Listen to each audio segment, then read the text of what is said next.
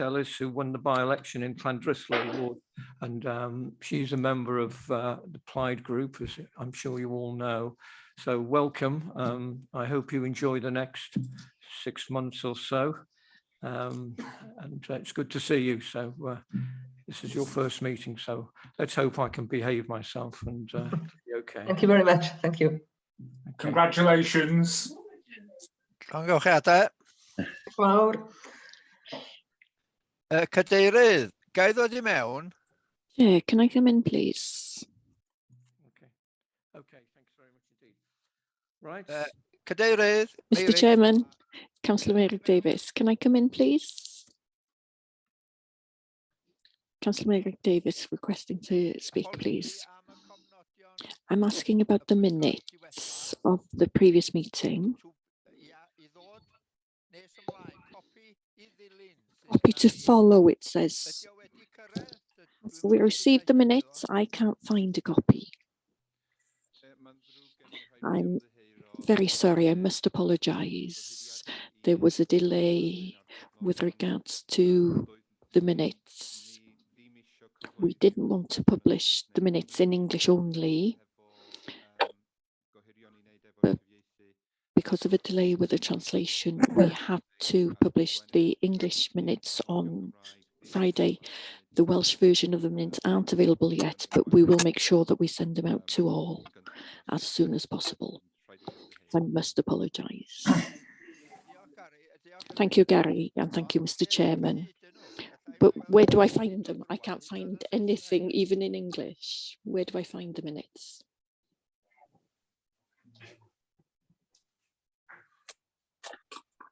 Wel, mae'r cofnodion yn y pack Saesneg, ond The minutes are in the English pack. Rodley will send you a link now so that you can see them. Excellent, thank you. I'm on my tablet. Yeah, okay. Are you happy with that now, Mary? Diolch yn fawr, thank you, Chair. Thank you very much. Okay. Thank you very much. Right, we'll get cracking. We've got quite a lengthy day, lengthy morning, so we'll start by. I'll just let's just go before we start the meeting. Proper to say that the proceedings today, I wish to remind everyone of today's meeting are being filmed. You'll realise that, and subsequent broadcasts via the council internet. Generally, the public seating areas are not filmed. However, by entering the meeting room and using the public seating areas, members of the public are consenting to being filmed and to those images being broadcast on the council's internet site. I should also remind all present that I have the discretion to terminate or suspend the webcasting if, in my opinion, continuing to do so would prejudice the proceedings or that continued webcasting might infringe the rights of any individual. So we're ready to go on that. Is everybody happy with that? Right, can we have apologies, please? Are there any apologies? Hugh Williams. Thank you. John Butterfield. Thank you.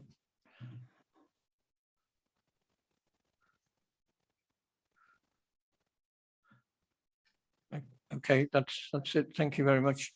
Okay, we'll go on to agenda item number. Declaration of interest. Sorry, Gary. So Gary will read out declaration of interest. Thank you, Chair. Members will be aware of the requirement under the Council's Code of Conduct to declare any personal or prejudicial interest in respect of any business to be considered at today's meeting. Such interest should be declared now, or as soon as the councillor affected becomes aware that they have a personal or prejudicial interest in today's business. All members declaring an interest are required to state clearly what the interest is and to advise whether it is a personal interest or a personal and prejudicial interest as defined in the Code of Conduct. Any member declaring a prejudicial interest is required to leave the chamber for the duration of the business and can take no part in the proceedings. Members with a personal interest only may take part in the debate and any vote. If a personal or personal and prejudicial interest is declared today that has not previously been disclosed and recorded, the councillor concerned will be required to complete and sign a declaration of interest form, which is available online. Okay, everybody happy with that? It's very clear, so thanks for that, Gary. Right. Mr. Chairman. Are there any declarations, please? I have a declaration, please, Chair.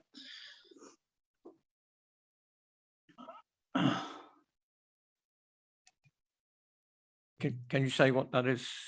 Yes. In view of one of the items that's listed for the agenda today, which may be discussed later in the meeting. Can't hear you. Yeah. Can you Did everybody hear me there? No, Sue, we didn't. Sorry, I will repeat then. I want to declare an interest as I'm a governor of Prestatyn High School, and I believe there might be an item concerning the school later on in the meeting. Personal interest. Thank you, Councillor Irvine. Any others?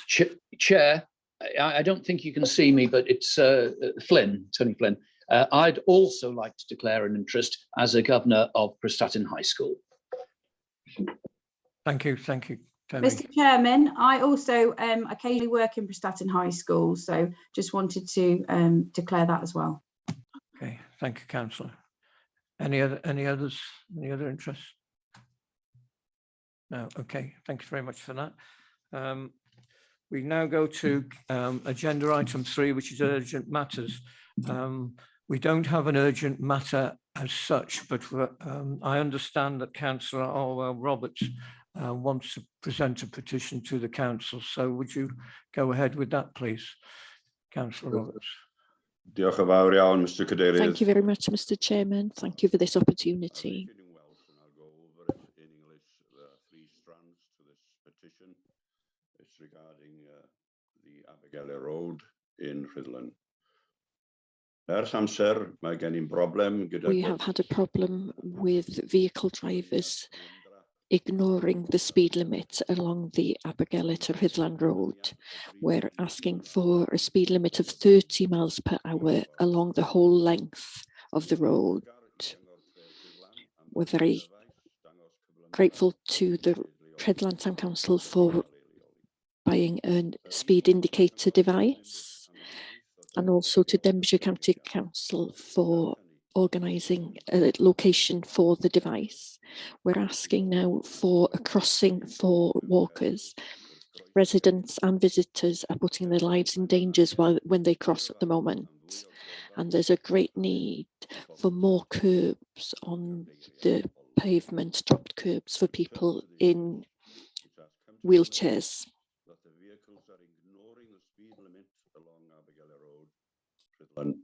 The 40 miles per hour limit should be changed to 30 miles per hour limit all along the road. We are very grateful to Rhuddlan Town Council for purchasing a speed indicator device, which is in place now. Also, Denbighshire County Council for placing the speed indicator in place. However, we are requesting a pedestrian crossing. That's the second strand. And the third one is for drop curbs, which is really needed for wheelchair users. Diolch yn fawr iawn I chi, and I'll pass it on to the highways officers in Denby. This petition that's been filled by residents who live mostly along that road. Diolch yn fawr iawn. Thank you, Councillor. I'll ask Gary to come in. Thank you, Chair. Just to confirm to members what we do when we receive a petition, and Councillor Orwell Roberts has been good enough to send me an electronic copy. We'll make sure that the relevant service receives the petition and that a response is submitted to him within 14 days of receipt of the petition. Okay, thank you very much. The second part of Agenda 3 is a question to be asked by Councillor Glenn Swingler, please. Good morning, everybody. Yeah, just like to ask the lead member, has progress been made over the last 4 very difficult years to prevent and to support those Denbighshire families that are at risk of becoming homeless through no fault of their own? Thank you very much. Thank you, Chair. I'm going to turn my video off in case I have a problem.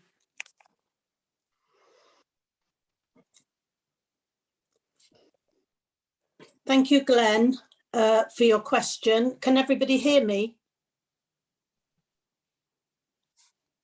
Yes. And thank you for your continuing interest and empathy towards homelessness. As you say in your question, anyone can find themselves homeless through no fault of their own. The simple answer to your question is yes. Emphatically, progress has been made and every effort is made to support families at risk of homelessness. Do I wish we had done a bit more? Well, yes, of course I do. My ultimate ambition, after all, would be to see the end of homelessness here in Denbighshire. Although strategically good progress has been made, some solutions will take a little more time to be delivered fully. The last few years, as we all know, has been a difficult time, particularly for this service. The pandemic has undoubtedly increased the workload and staff vacancies continue to impact on our homelessness service. As I said before, I would have liked to have seen a little more progress, but I am very pleased with what has been achieved so far, and I truly believe we are on the right track. We have a new structure which will focus on prevention, and we've linked closer with housing. We've seen a reduction in the number of families presenting as homeless. This is obviously partly due to the Welsh Government preventing evictions during the pandemic. Obviously as this lifts, we may well see more people coming through again. We're in the process of tendering for HSG funding, early intervention contract to prevent homelessness. And this will involve mediation, for example, with landlords, maybe clearing debts, helping with rent arrears, and help with all sorts of other family issues. Over the last 12 months, we have run a pilot project with Civica, which has been successful. And in fact, it's prevented 84 households from becoming homeless. We've also used HSG monies to develop a specialist tenancy support workers team, working across county and the private rented sector to try and avoid people becoming homeless in the first place. Welsh Government launched a tenancy hardship grant earlier this year to help those in arrears. We have encouraged people to apply for this grant, but unfortunately the take-up has not been overly good on that. We've also worked with housing and RSLs to take advantage of suspension of SARF, which has resulted in 99 households being given permanent tenancies.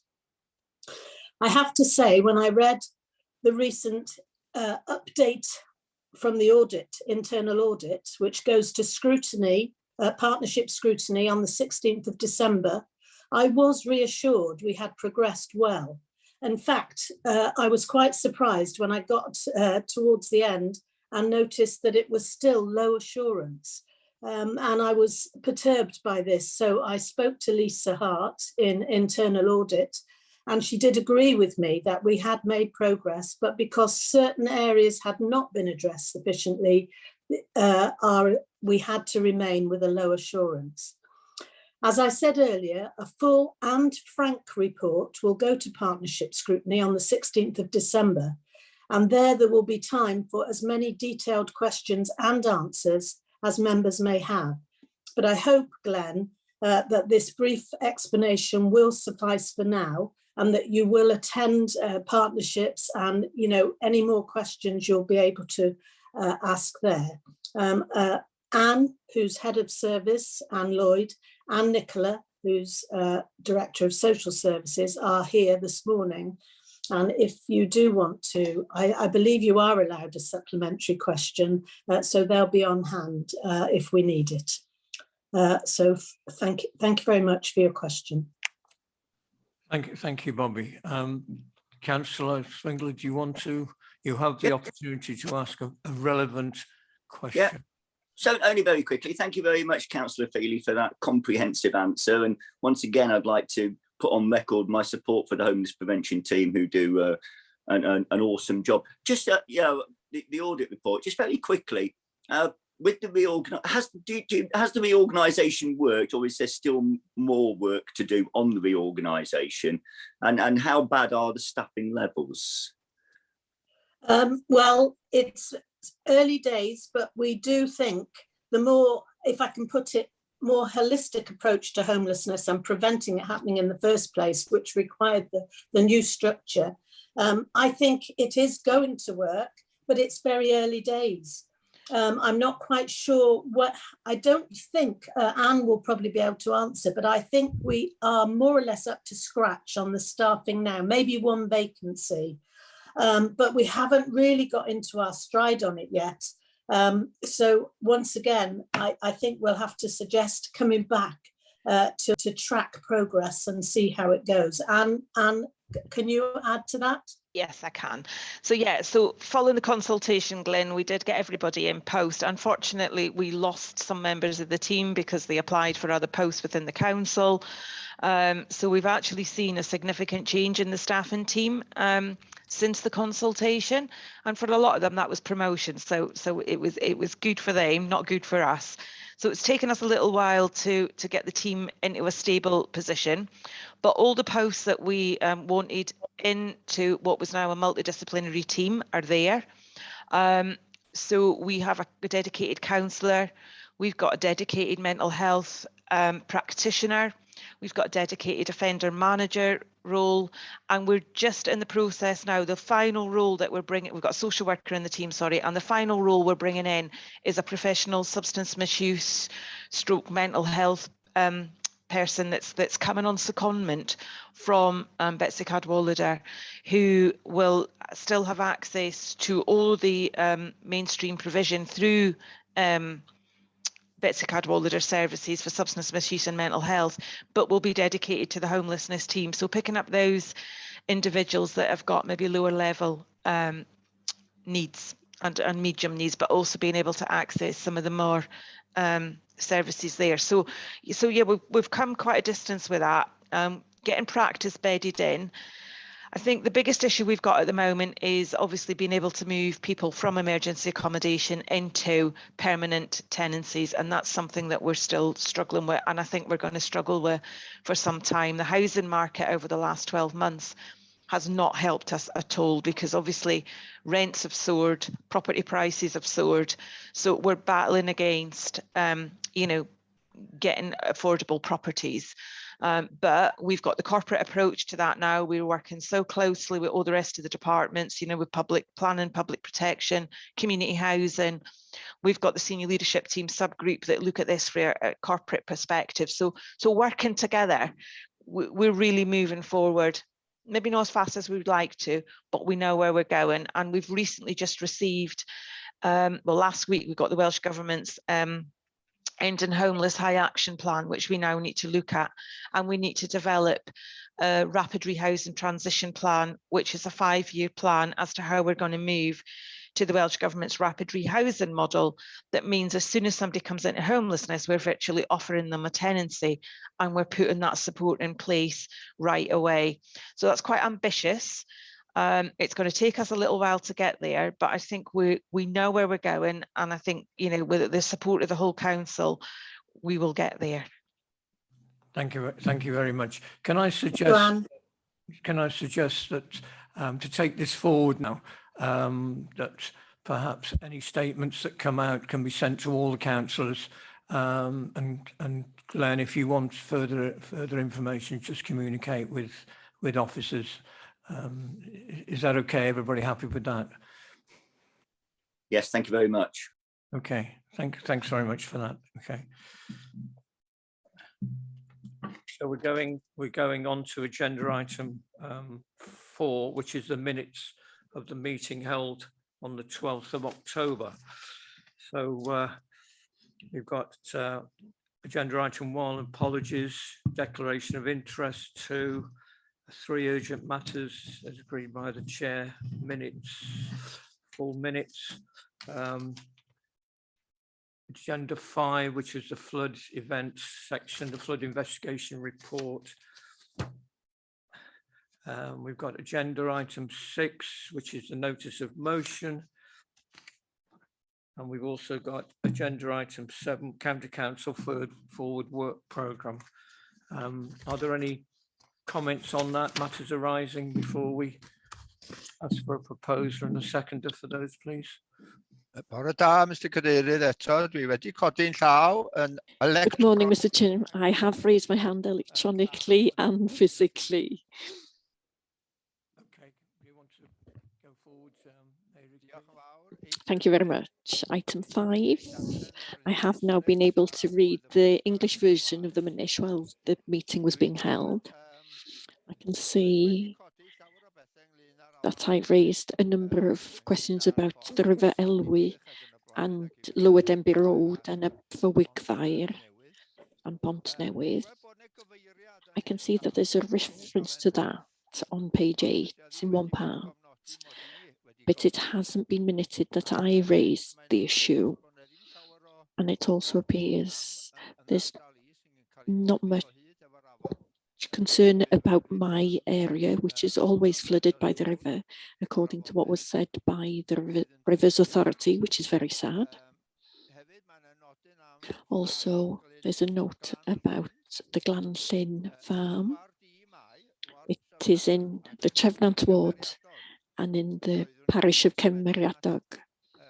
I have written to the relevant department in the County Council, but I didn't receive any response when I made inquiries, and I was a bit surprised by that. Thank you to Councillor Peter Scott for raising it.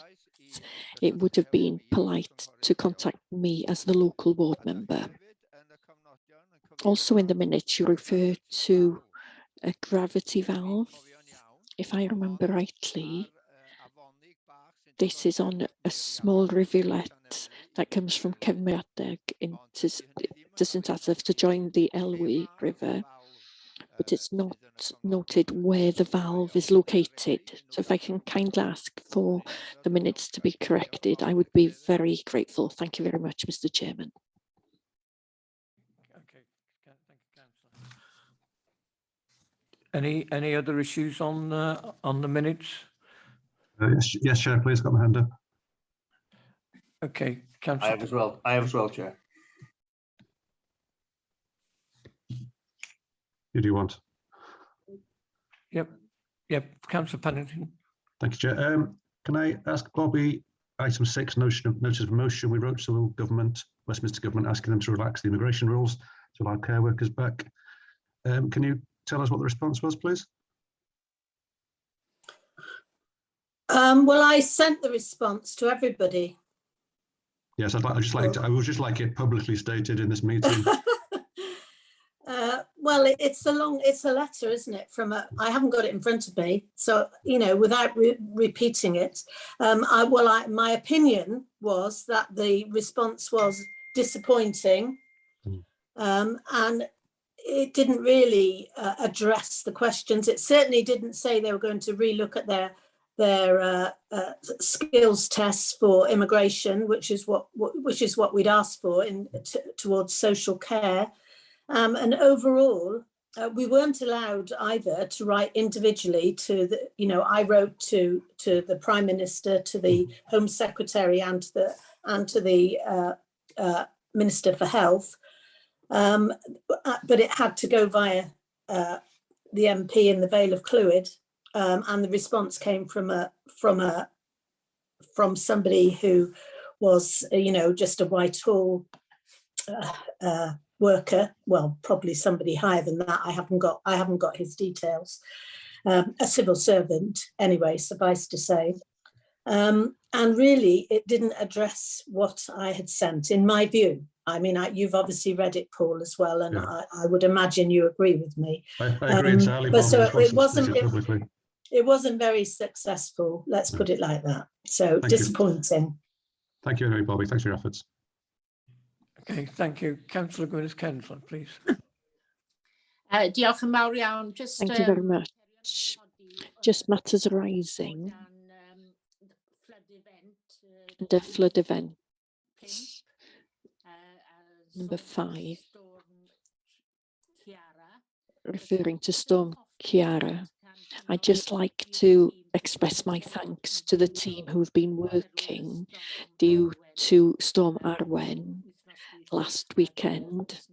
I would like to congratulate the team on their hard work and thank you for their communication with us. Thank you, Gwyneth. Councillor Mervyn Power, please. I've taken mine down. I'll address it later on, Chair. Thank you. Okay, thank you very much. No other hands I can see. So do we have a second, a proposer for the minutes and a seconder, please? Christine. Cynnig wedi cywiro. Those once they are corrected. Yeah, is everybody in agreement? Yep, everybody in agreement. No dissenters. Okay, thank you very much. I don't know whether anybody else is having the same problem. It's Bobby here, Alan.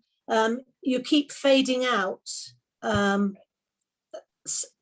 you know, it doesn't seem to be switching from Welsh to English very well. Perhaps that's the reason. I don't know, but it's quite difficult this morning. Same here, Bobby. Okay, can you hear me now? Yes. Yeah, Roger's just gone into the technical area just to check, see before we carry on. Just bear with us for a minute or two.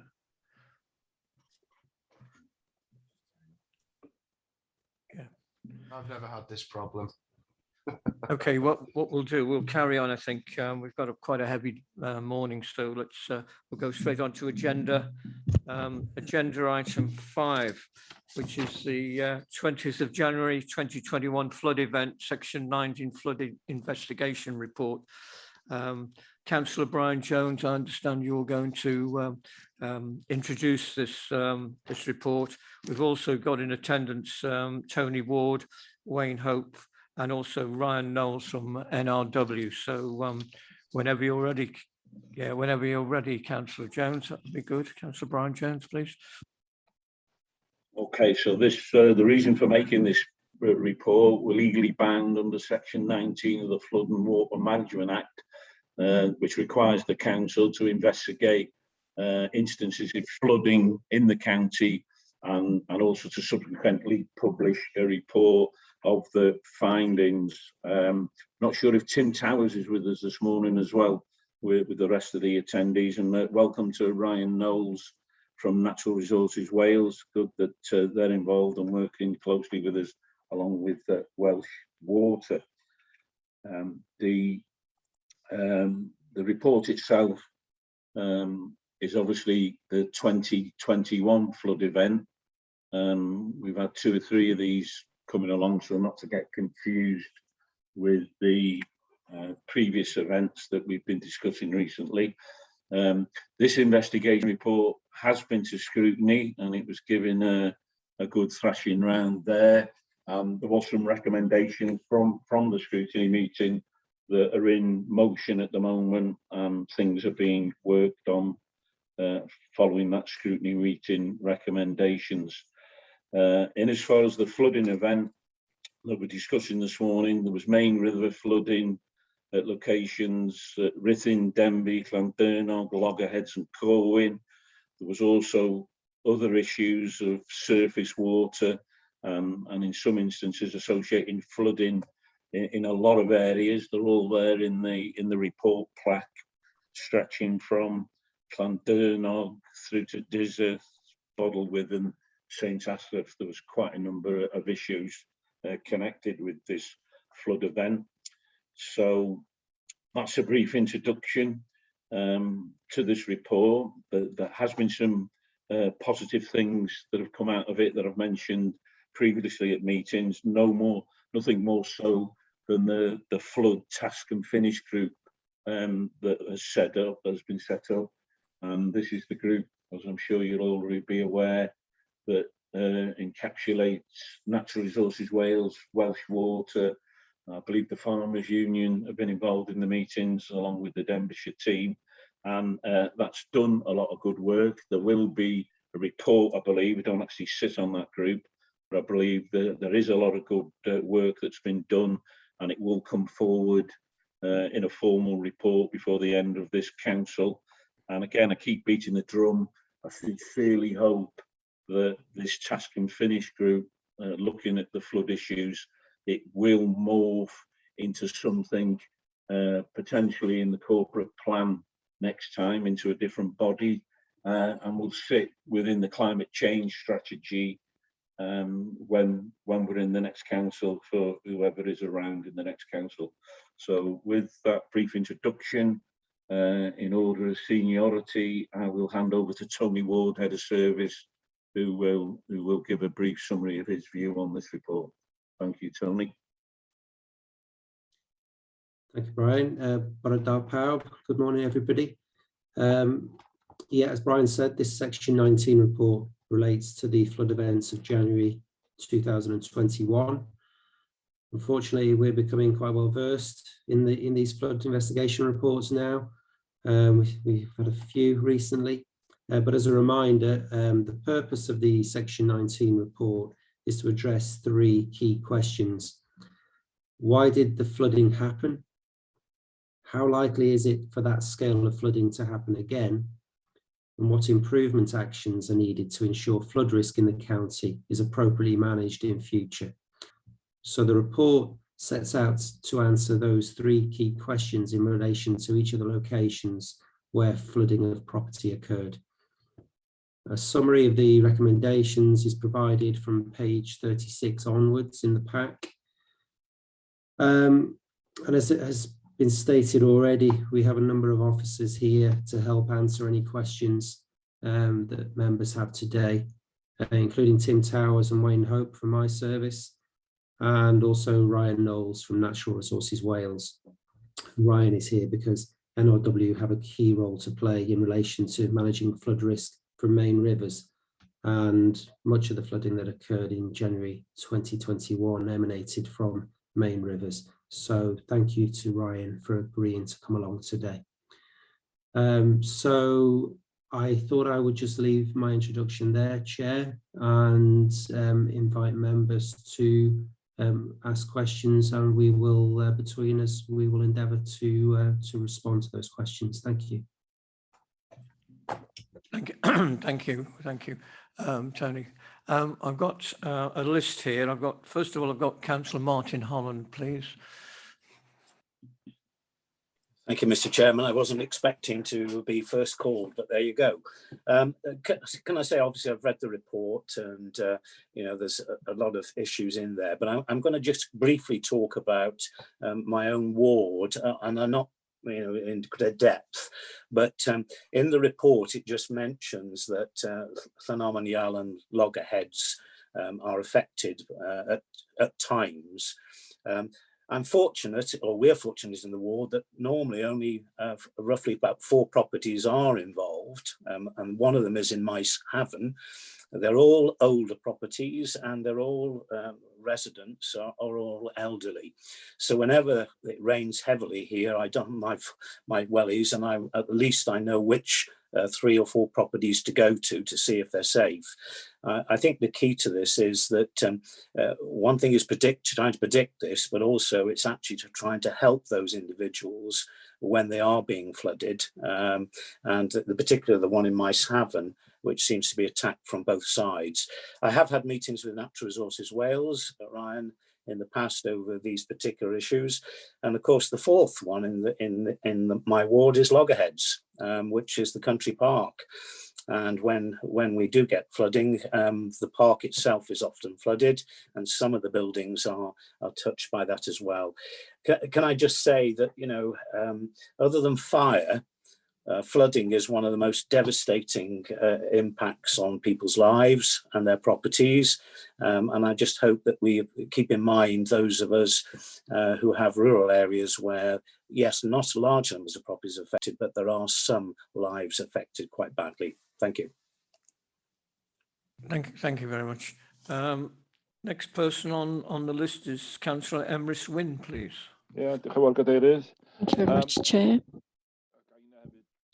Can I also give my most attention to my local area of Ruthin? We're talking about the bottom of Clwyd Street in this case, and also Mill Street. We know why the floods happened. We know that recent measures have been put in place in that area now in order to raise the height of the bund, which will hopefully prevent this area of the town from being flooded in the future. And we are very grateful that that work has been undertaken at last. Of course, we can never say that it'll never happen again. And to seek some sort of answer to the 3 questions that Tony Ward referred to, which was why, how, and how likely is it to happen again? And what's there to mitigate against it happening again? Yes, we've raised the level of the bund, which responds to the last question. But how do we respond if it does happen again? Can I have some assurance from the County Council, please? And also Natural Resources Wales, that every gap which is, or any measure that could prevent flooding in this area is kept clear. There's a structure on the fence which stops the river from coming over into the street, but the same structure possibly kept the water on the street, whereas the water could have gone back into the river if it wasn't there. We're talking about the drainage of the area. Can we have assurance that every drains are kept clear on a regular basis and that they are inspected more often than once every 6 months? Due to the situation with the climate change and everything, this is going to happen more often. So there is a necessity that we do keep an eye and inspect any drains. That'll help to prevent things getting really bad as they did on the 20th of January. That there's a procedure in place that these are inspected, say, every 3 months. I know everything costs, but the costs to the residents when their homes are flooded is tremendous. Thank you. Thank you, Councillor. Do officers want to respond to that before we move on? I've got Councillor Christine Marston next, and then Councillor Peter Scott, please. I have got my hand raised, Chair. Yeah, Councillor Chamberlain-Jones, you're on the list, but you're a little way down the list at the moment. Thank you. I have spotted you, so thank you very much. Sorry, Chair, did you want us to respond to those 2 ones first before we moved on? Is that what I heard? Sorry. Yes, please. Okay. I'm sure Ryan and Wayne and possibly Tim might want to come back on some of these points, particularly in relation to Councillor Emrys Wynn's comments about Rithing. What I would say in relation to highways drainage, that we are undertaking a comprehensive review of highways drainage at the moment. Tim Towers is leading on that. And what we will be doing in the meantime, because that review will take some time, is that we plan to focus on a number of well-known hotspot areas for highways drainage and increase the regularity that we go there to inspect and clear out gullies. However, that said, clearly the flooding that occurred in Rithing that evening emanated from the main river, and the highways drainage system there actually has always served its purpose, which is to remove surface water from the highway. The volume of water that entered that area on that evening was far in excess of anything that any highways drainage system would have coped with. So that wasn't actually the issue there. But I don't know if Ryan or others want to come in at that point and add some comments. Hey Tony, I'm happy to. Just want to extend my thanks to everyone for allowing NRW to attend today's meeting. And obviously we'd like to extend our sympathies to everyone who was affected by the flooding in January of this year, because we don't underestimate the significance of the impact that it has on people's lives and the trauma it can bring. So Yes, the key area affected by well, during Storm Christoph was in Ruthin, and the main source of flooding was overtopping of the Caethol embankment, which resulted in flooding of several dozen properties, residential and commercial. Obviously, since the events that occurred earlier in the year, NLW have been quite active and initially responded to a number of defects in terms of damage and blockage that experienced in the channel, and to various flood defence structures that were damaged during the event. In addition, in October this year, we've gone in to undertake some improvement works to the Caethol embankment, involving raising of certain sections of that embankment to create a uniform defence level. In addition to that, we've also been working with the community, providing newsletters to update them on progress on where things have got to and what our next steps are. And those are set out in the flood investigation report that is appended to the report that the council are reviewing today. So there's a series of recommendations that are set out in that report that we are aiming to deliver. One of which is in relation to improved community engagement and the establishment of a partnership flood group that we're trying to work with Ruthin Town Council on. So I'm not sure if that deals entirely with all of the queries raised by Councillor Wynne. Obviously, Tony, you've expanded on the issues around highway drainage, and obviously the sheer volume of waters overtopping the Caethol embankments, as you say, couldn't be drained out via those highway drains. Can I just come back on that then, because I reference was made to myself just now. Okay. Yeah. Yeah. Just a very quick response. Yes.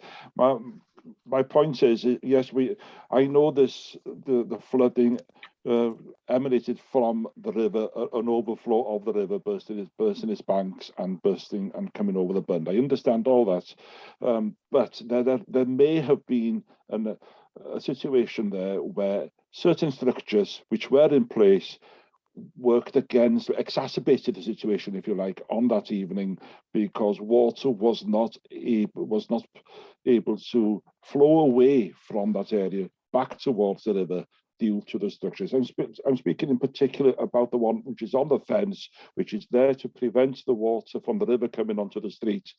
And yes, there is the continued debate about the valve, which should have been able to carry some water away on that evening and may or may not have been working, depending on the level of the aspect of the report that you take on board. That is my position is, yes, it's happened.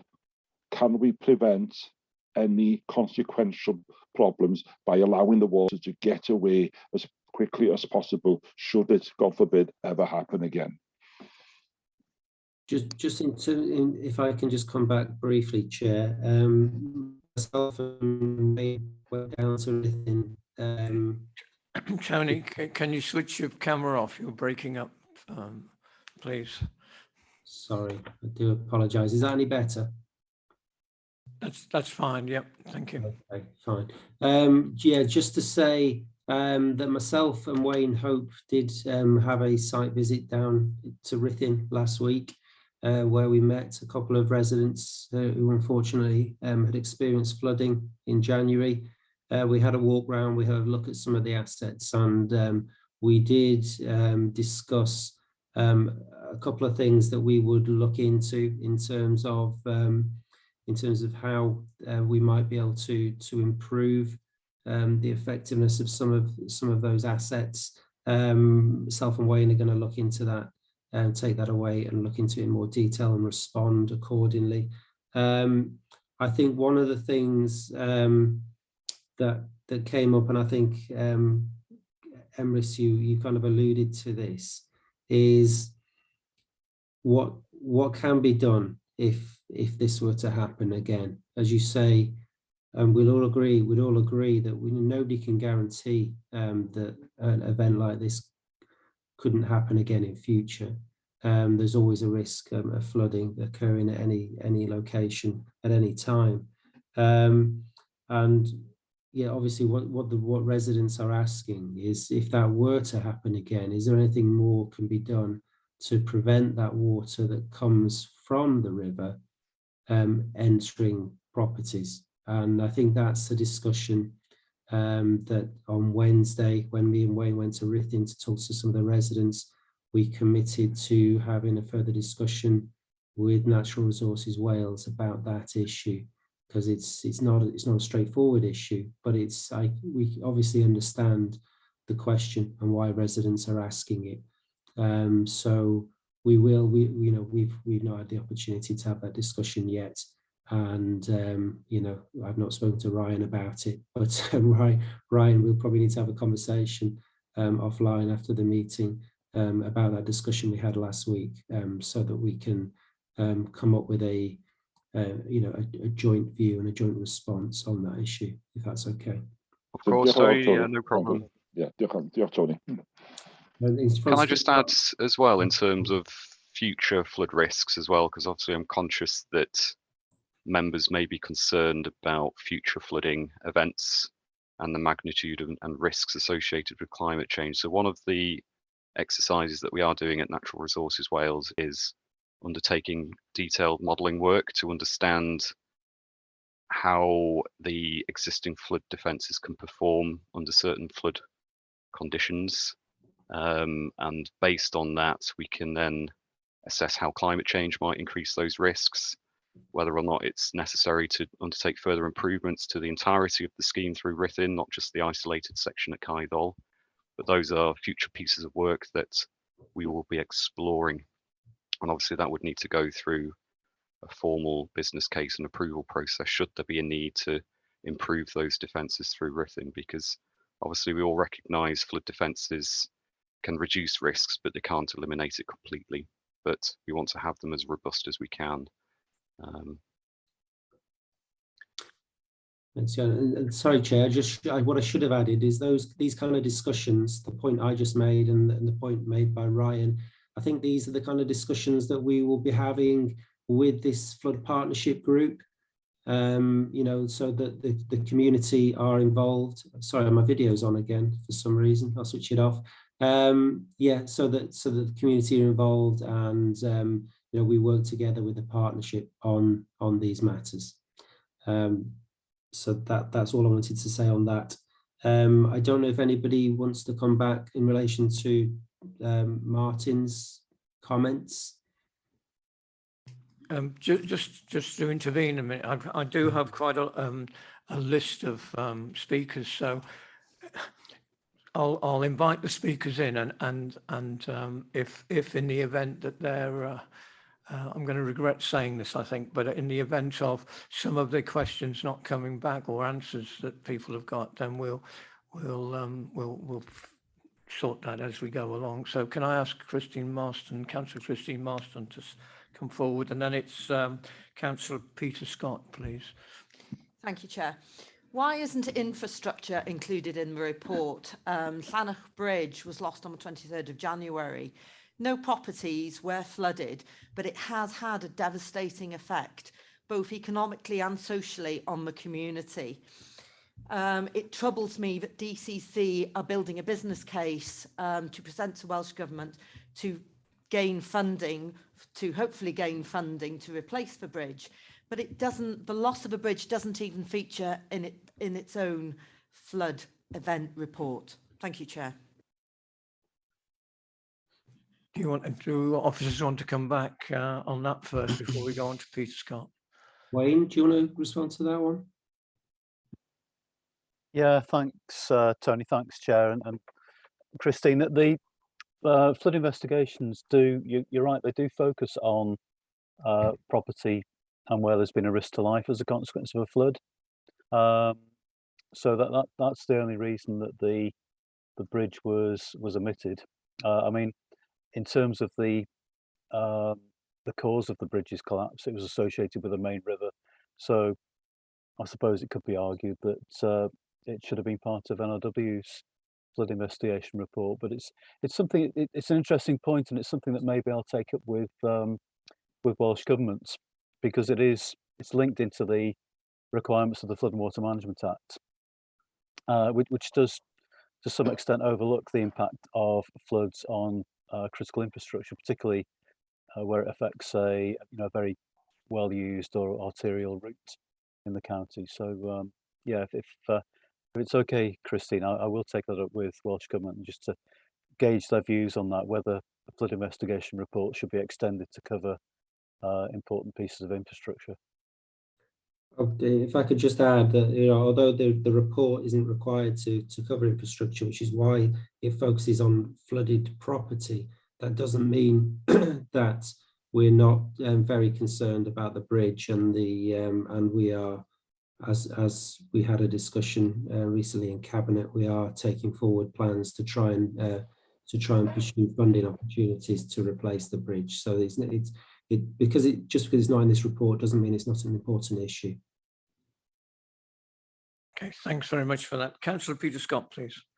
Thank you, Chair. I think we learnt a lot from Chiara and Dennis about all this flooding, but thanks for this report. We had a few issues in Sarsaf at Roe Park, but NRW have completed the repairs on there. There's still one that's outstanding, but we know about that one. I'm glad to see that Denbighshire have got a new maintenance gully cleaning regime, which should help to keep the surface water down, which I think most of flooding from Christoph in Sarsaf was from surface water in the end. And finally, Jed, not to prolong the meeting, we did have a problem with the non-return valve at Lower Denby Road, which was clogged with debris.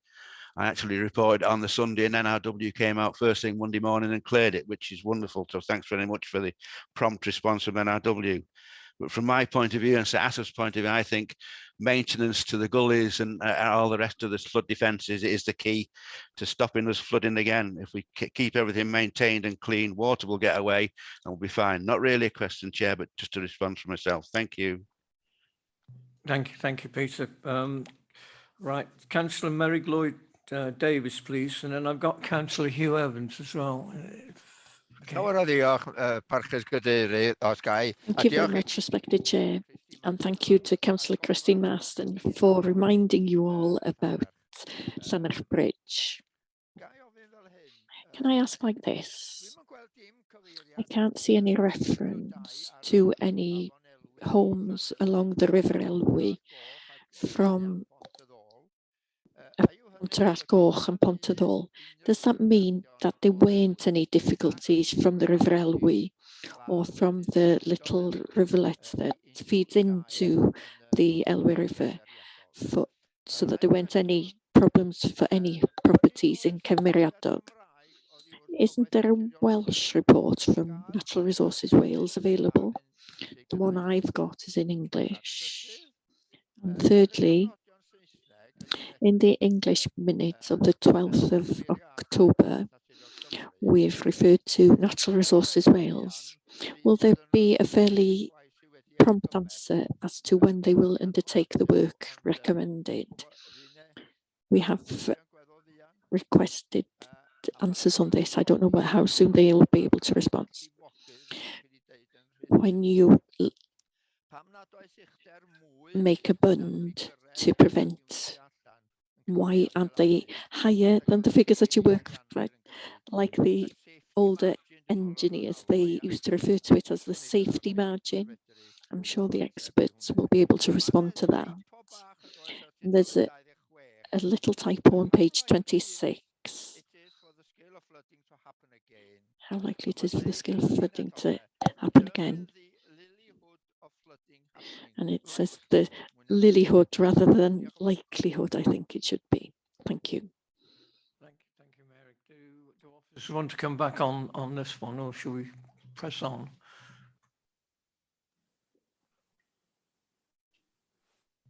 Okay, no response from that. Councillor Hugh Evans. Thank you, Chairman. I'll leave my screen off because the connection isn't too good today, if that's okay. Thanks for the report.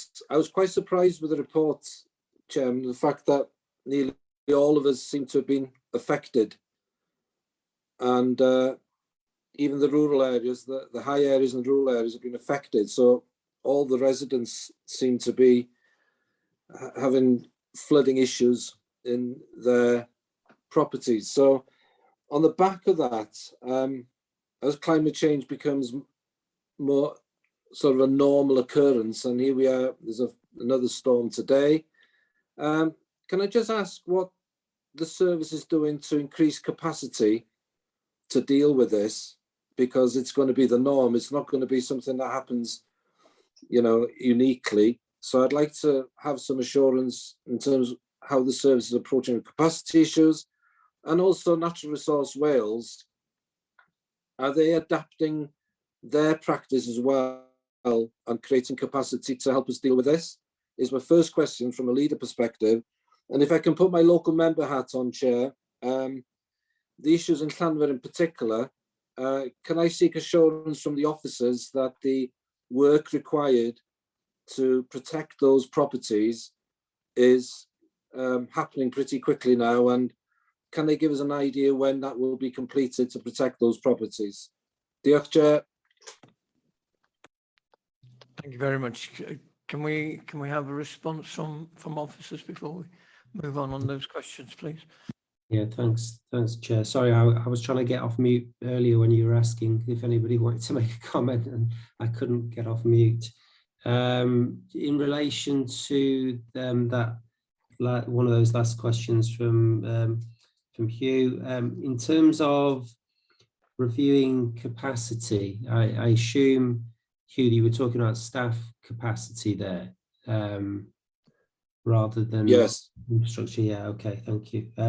As I mentioned earlier, we are undertaking a comprehensive review of the highways drainage function at the moment, and that will inevitably lead to a discussion around the resources we have available to deliver what we think we need to deliver in future. So that is a consideration, but we haven't got an answer yet in terms of that. Until we've completed that review, we won't really know.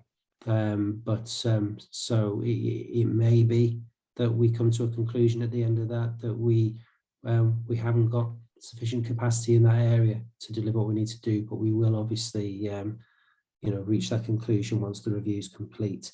In terms of our general capacity to respond to storms, I think we do reasonably okay in terms of our kind of operational response. I think, obviously each storm is different and brings different issues, and they're of different scale.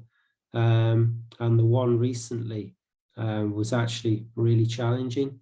I know that Tim is on the meeting today, and Tim was the duty officer that evening or that weekend, and it was a very challenging event. But obviously what we do is we have a number of teams internally who we put on standby when we get predicted storms.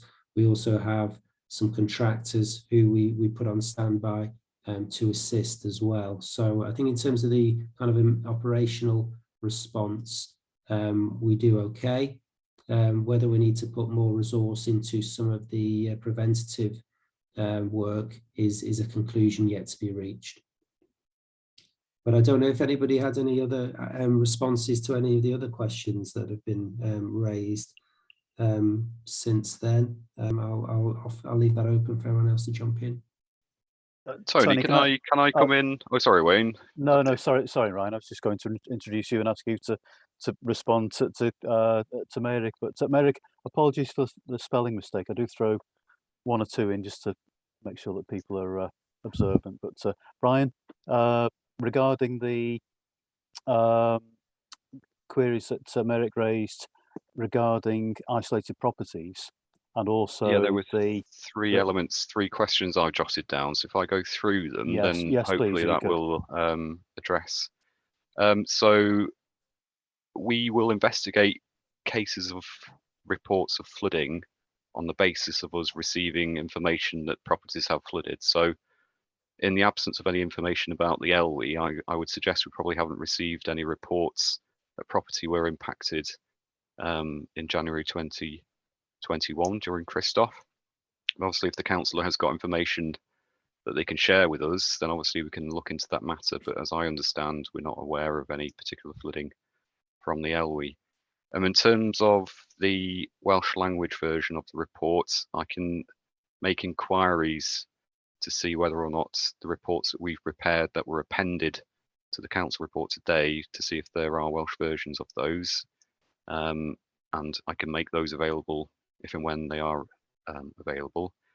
The councillor also made reference to a safety margin, and I think that perhaps may relate to something we call a freeboard. So when we are designing flood defences, whether they're soft embankments or hard flood walls, hard structures, it's common practice that we will apply a margin on top of the defence level. So obviously we can predict flood levels and we can design structures to contain those, but also as a measure of safety or a factor of safety, we will apply a freeboard to those. So any new schemes that we develop, including Sentasa, for example, there was a freeboard of 300 millimetres applied to the crest level of the defence to deal with uncertainty and this safety margin. So I hope those address the queries raised by Councillor Lloyd. Moving on to Councillor Evans about capacity in the future. I think if members are interested, you can go to NRW's website and look at our response to storms Kira and Dennis. And I know that's different to Christoph here, but there was an extensive review undertaken as part of that following the floods, and resourcing and capacity featured heavily in there. So if you're interested in finding out more, you can go to our website and look at that. We are having discussions with Welsh Government about funding to deal with the pressures resulting from climate change emergency, for example. But just want to note and put on record that there is an issue with skills. So we are trying to recruit. We've gone through a flood risk management Wales-wide recruitment campaign, and we are finding it very difficult to find people out there with the skills that we require to deliver flood risk activity work. So I hope that that's helpful. Chair, can I just come back to the leader's question about Llanfair? Yes, Wayne. Hugh, we're currently in discussions with an upstream landowner whose land we need to carry out some work on. I've got a meeting this afternoon with our consultants just to get the latest update on that work, and I'll provide you with that update in due course, if that's okay. Thanks very much. Thanks for that. Councillor Chamberlain-Jones, please.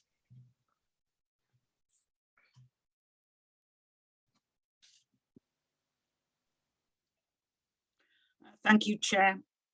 All the officers that are with us today know the problem that we've had along Ford Derwin. That's been ongoing as long as I've been a councillor, from 2004. There was an in-depth report commissioned. I believe they had it some 4 years ago. Councillor Ellie Chard and I, as the local councillors, met with NRW, Wayne Hope. Steve Parker at the time was the officer. I feel frustrated that it costs lots and lots of money to have these reports done, and yet they just lie there as reports. Nothing's been done. From our meeting, what they were going to do, nothing has really been done. I thank Tony Ward that he did step in and do some remedial work, but at the last floods was only saved from the houses again along Ford Derwin being flooded, because we had to have tankers there pumping out the ditch. And Councillor Chard and I stayed there nearly all night watching that, just in case we had to go and rescue the people in the little bungalows that are all along Ford Derwin. It's very frustrating to know that reports are there and the recommendations, and yet nothing's done due to the fact that there's no money available. And yet I feel frustrated with NRW when they can agree planning applications for sites that are and have been flooded, i.e. the McDonald's site, and yet recently didn't support a planning application for Real College, which hasn't been flooded. So it's mixed messages. As a local councillor, it's very frustrating when you have to defend all these issues. But my real question is, what is the point of having these expensive surveys done in order to seek to eliminate the flooding when they're just archived and nothing is done? Thank you. Thank you, Councillor. Any response from officers on that particular issue? Yes, please, Chair. I'll come back to Jeanette on that one. Thanks, Jeanette, for those comments regarding Flood Derwent. And yeah, I appreciate the concerns and frustrations, but just by way of an update, we carried out an outline business case that we submitted to Welsh Government for approval. They came back with some fairly extensive questions about the business case. It is a challenging problem to solve. We've responded to those queries, and I'm expecting that they'll approve the outline business case, and then that will allow us to develop what's described as a full business case, which is essentially the design of the scheme, which means that we'll be able to, subject to funding approval from Welsh Government and Denbighshire match funding, we'll be able to proceed and build something.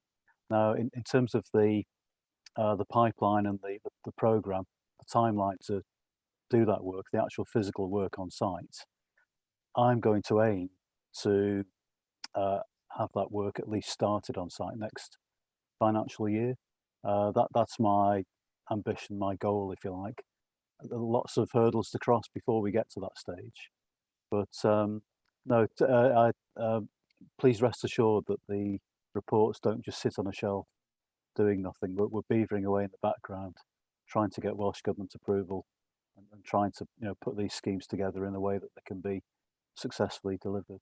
If that, hopefully that gives you some reassurance. Yes, thank you, Wayne. You know that every time it rains, and today will be the same, my wellies are at the front door, yeah, and I'll be down there keeping my eye on it. But I would like a response from NRW, please, as to why the differential, when we had that meeting, why they can, one end of Ford doing doesn't flood and one end does, and yet their reports for planning are different. It's very important for the future, is that. So, Councillor Jones.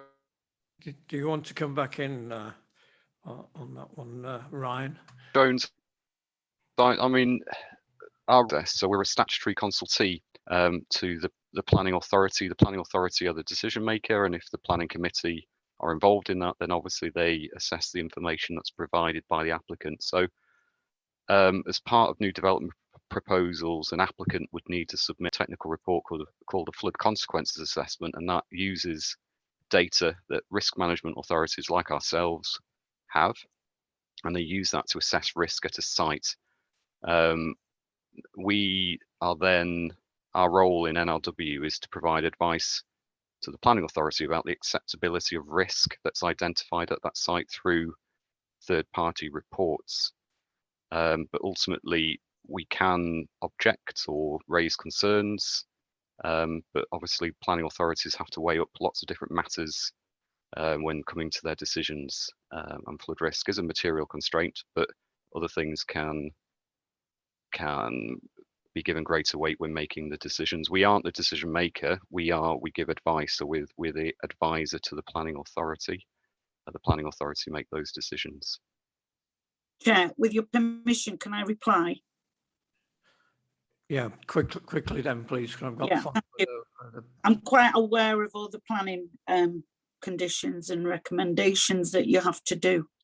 My point is this: how can we have assurance from yourselves that it's not conflicting when at one stage you will give a consent and your reports support a planning application, which is, you know very well, that has stood in a terrible flood area, and yet refuse to an area where it hasn't been flooded it's mixed messages, and I need some reassurance on that, because it, quite frankly, it's very confusing, particularly to those on the planning committee. Well, I'm sorry to hear that, Councillor Jones. I know that one of the items that we've worked through the Denbighshire Task and Finish Flood Risk Group is to engage about what the planning policy aims to achieve when it comes to new developments in flood risk areas. We've also been out a few years ago and delivered a training session for planning committee members too, to try and explain what our role is in that process. So if you feel that further work is required to address that or to help understand what our role is, then we can certainly offer to do that. No, sorry, I think the planning committee got it right and voted it in favour. Thank you. Okay, okay. If it's felt that the planning committees need more training in the future, I think that's something that needs to be discussed with our planning department and with the committee members. Okay, thanks for that. Councillor Bobby Feely, please. Thank you, Mr. Chair. Yes, just adding on to what Emrys Wynne said in Ruthin, I think with the dangers of flooding becoming more and more worrying because of climate change, it is so important that everything that can be done is done. I appreciate we can't, we can't do the impossible, but we can do the possible. So let's make sure everything is done in terms of what's possible. To try and prevent, when an overtop does happen, to try and prevent it causing damage to residents and property. And obviously my heart goes out to everyone in the Ruthin area and across Denbighshire, everyone who's been affected by flooding at any time. It is, as somebody else has already said, it's very disheartening. And I'd like to thank the team for what they have done to now, and also what's likely to be done soon in the future. So that being said, I feel sort of duty bound as the portfolio heritage holder for heritage, in the same vein as Christine Marsden said, that the jail has not been given the attention that we had hoped it would be given. And in effect, because the damage wasn't tackled, it was more or less overlooked at the time. So we are not going to be able to open our premier attraction in Clwyd Street in Ruthin. We're not going to be able to open it until next July 22, because of the holdups. And like Christine, this hasn't even been mentioned. I mean, the damage to our jail and the archive, where the archives are housed as well, has been so severe. And it's not even mentioned in this report. Only, I know that residents and life and limb and houses, I know that's very, very important. But as far as Ruthin is concerned, and as far as I would not be doing my duty if I did not raise the fact that the jail was not mentioned in this report, and at the time was not tackled very well. So thanks for all you have done, but I feel duty bound to bring up that point. Thanks, Councillor Feely. Right, I've got Councillor Orwell Roberts next, please.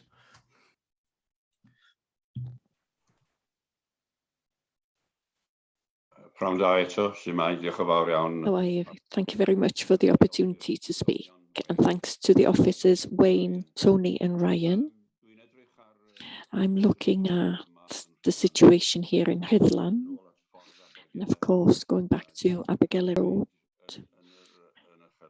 You say in your report that one property suffered flooding. I don't know which property it was, and I would be very grateful to be informed. You've said that work will be undertaken on Pont Robin, and I know that you've already undertaken a great deal of work there. Is there an intention to undertake more work there? Because Pont Robin goes under Abergele Road and goes through the industrial estate. So I'd like to know more about that. Looking to the future, when you go along the River Clwyd towards the sea, on the left, there are parts of land that aren't farmed. Is it your intention to divert water to there? Because Morfa means swamp.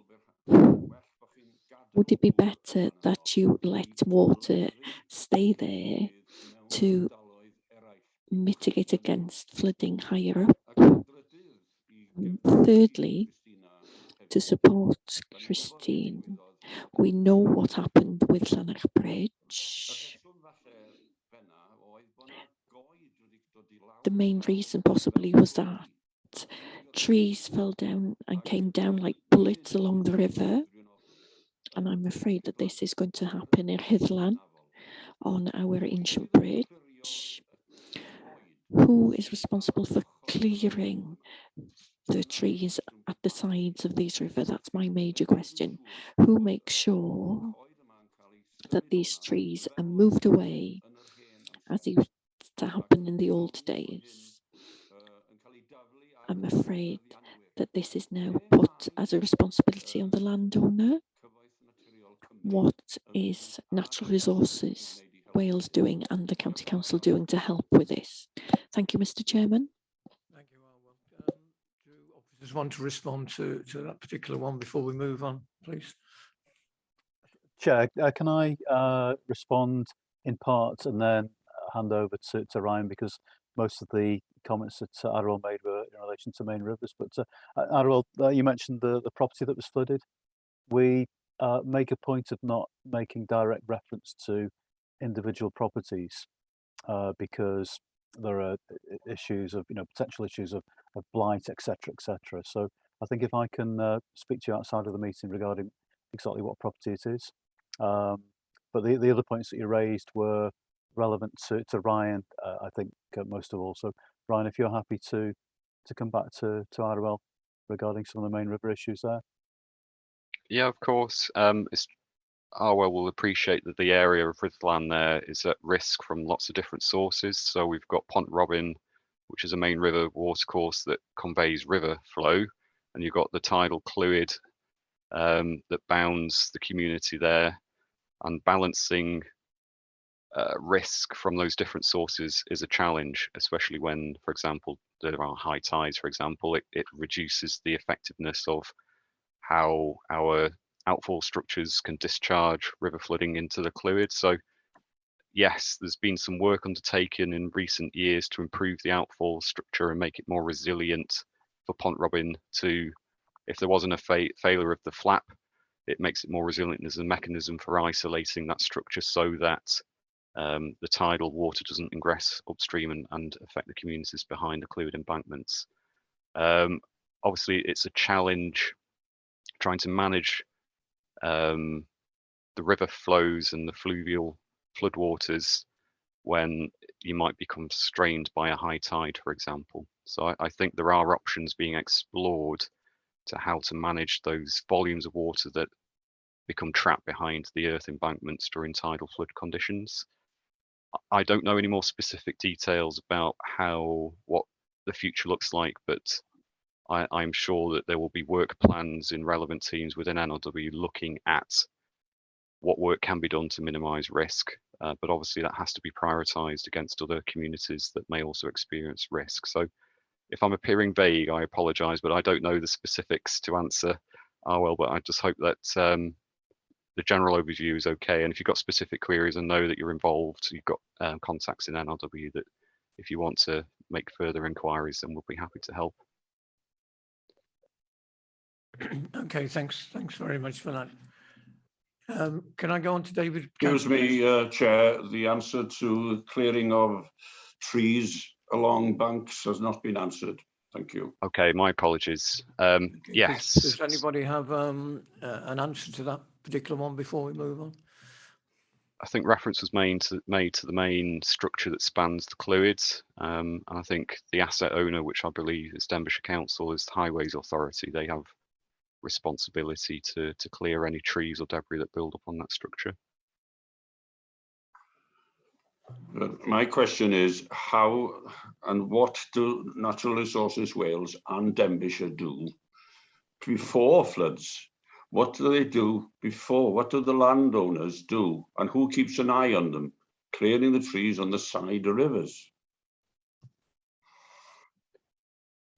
So in terms of our operational role, there are structures that our teams will go out and monitor during flood conditions. So if we're forecasting, for example, today, Storm Barra, there are key locations around North Wales that we'll go and inspect and make sure that those structures are clear of debris. But in terms of proactive work, we will undertake annual asset walkovers. So we've got river engineers that will walk up and downstream and identify issues with fallen trees, for example, and work with landowners to remove those if there's a deemed flood risk from that.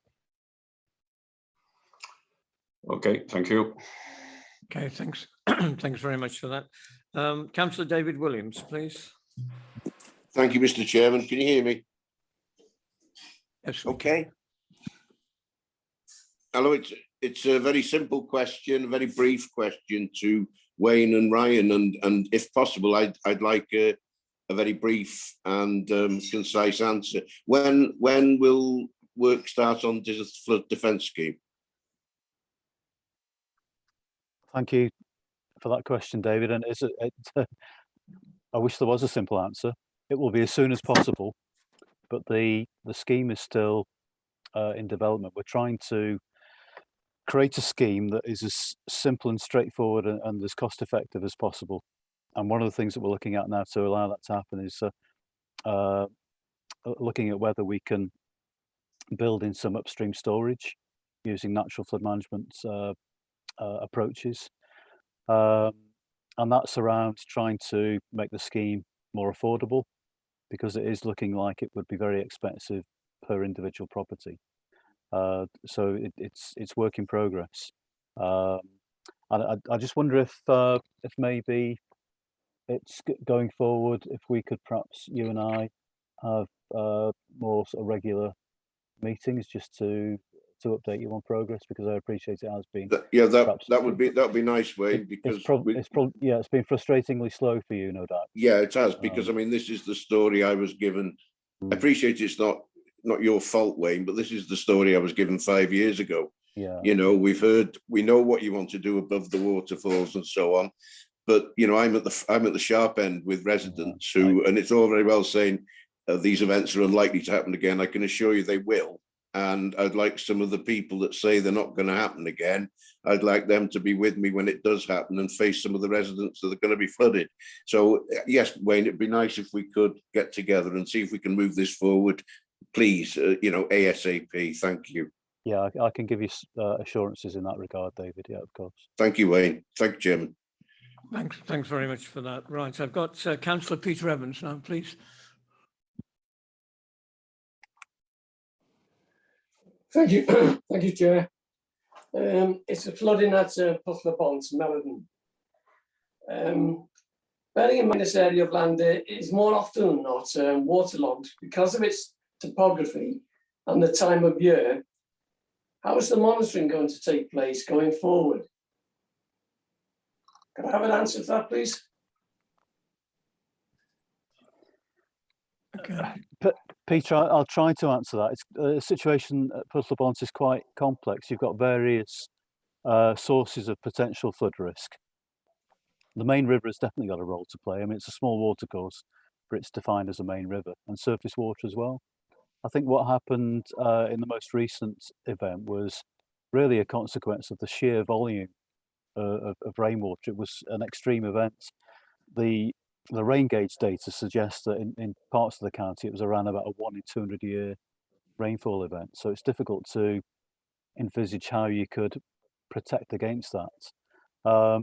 It's on what is a very long list of locations to investigate further and to hopefully improve the situation. So again, I suppose along similar lines to Councillor Williams, I think maybe we need to set up perhaps more regular meetings just to discuss how to take this forward and make sure it maintains the momentum it needs to make improvement work. Thanks for that, Wayne.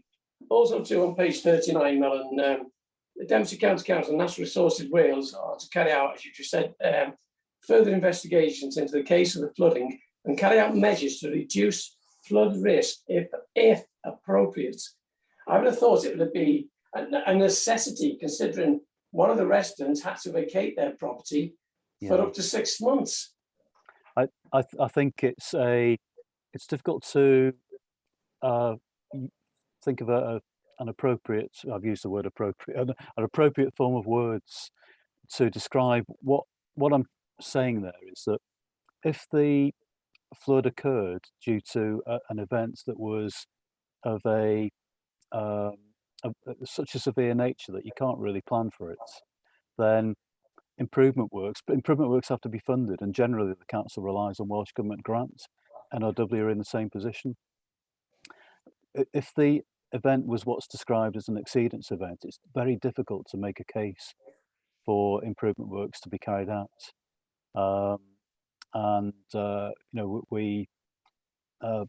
We try to develop business cases in a way that demonstrate that improvement works are justified, and that's what we'll do in this case. But we've got some ground to cover before we get to that stage, I think, Peter. I think it's just it's a note of caution in a way. It's a caveat that whilst flooding's not acceptable, there isn't always something that we can do to prevent it. Well, this has happened twice in this area in my time, so I can see it happening again. Yeah. When we have another storm, and at the rate we're having storms at the moment, I don't think that'll be too far ahead. It's an absolute valid point. A 1 in 200 year storm today in 5 years' time might only be a 1 in 50 year storm. It is again. Rest assured that we're looking at it. We're taking it seriously, and we're looking at ways that we can improve things to reduce the risk. Okay, thank you, Chair. Okay, thank you. Right, I've got Councillor Gwyneth Ellis, please. Diolch, Cadeirydd. Thank you, Chair. I'm concerned from looking at the report that this focuses on the January event in 2021. Here in Cynwyd and Llandrillo, we're always at risk of flooding, and the village of Llandrillo is at constant risk of flooding, according to NRW's map, and some residents take their own measures to safeguard against flooding. I feel that there is a danger that a report like this adds to this feeling that we don't get the full attention of the council, that we're not at the forefront of their focus. And there wasn't flooding into houses in January, so the flooding risk to this area hasn't been considered fully. Thank you. Okay, so presumably that's just a comment rather than a response from officers. I think generally, I'm going to add something here. I think generally we as a local authority, do take our flooding very, very seriously, and obviously it's of extreme concern, and I want to just thank officers and the staff for getting out and doing the things that they need to do, and particularly after the last storm. So just to add to that, I've got Bob Murray, and then after that I've got Councillor Martin Holland again. I'll come back to you in a minute, Martin, so I'll ask Councillor Bob Murray to come in, please. Thank you very much, Chair. It's a question to Wayne. During a meltdown, our MAGS was cancelled, and part of it was due with the flood defences for Prestatyn. As I didn't fully understand it, I can't comment today. When we'll be having a meeting in lieu of the last MAGS being cancelled, because I have great concerns for the Barkby Beach end of Prestatyn. Thank you, Chair. Thanks, Bob. Yeah, it didn't work out, did it, the last Prestatin Mag because of IT issues. But we, as officers, we're waiting for advice as to when that meeting will be rescheduled, and we can come back and give the presentation that we intended to give at that meeting, if that's okay. Well, it's okay in that because you can't do much more. But no, I am really worried that we're getting well, not the bad end of everything, but we don't seem to be going forward, and you know, everywhere else seems to be getting the attention, and we seem to be getting left behind. And the longer until we have this meeting and we do understand what's going on, we can't make any contribution, which we do want to do. Yeah. Thank you. Okay, Bob, just to come back, we are developing a scheme to protect over 2,000 properties in Prestatin. I appreciate your concerns about the coastline further east, but that's all in hand as well. You know, we take it seriously. We carry out regular monitoring exercises and carry out remedial work when it's required. We've spent several £100,000 of Welsh Government grants maintaining the Prestatin defences in the last 2 or 3 years. So we take it very, very seriously indeed.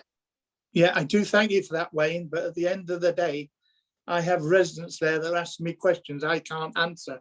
And every time I say, well, I'm sorry, this has happened, they're not taking that. You know, I understand you're talking with me now and you're telling me what's happening, but nothing is getting out to our residents.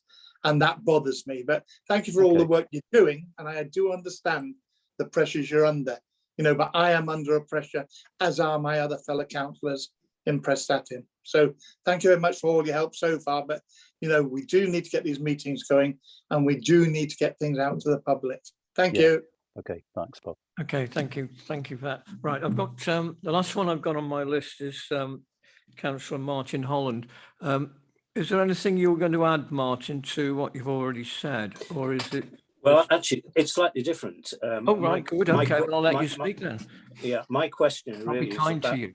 Thank you. There's 2 points, one to NRW, one to the county.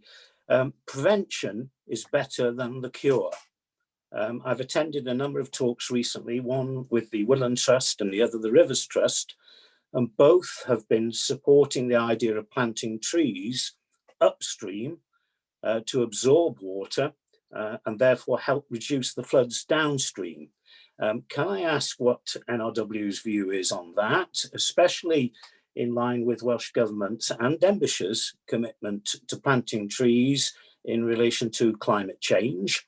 Is there a possibility of a double win-win situation here?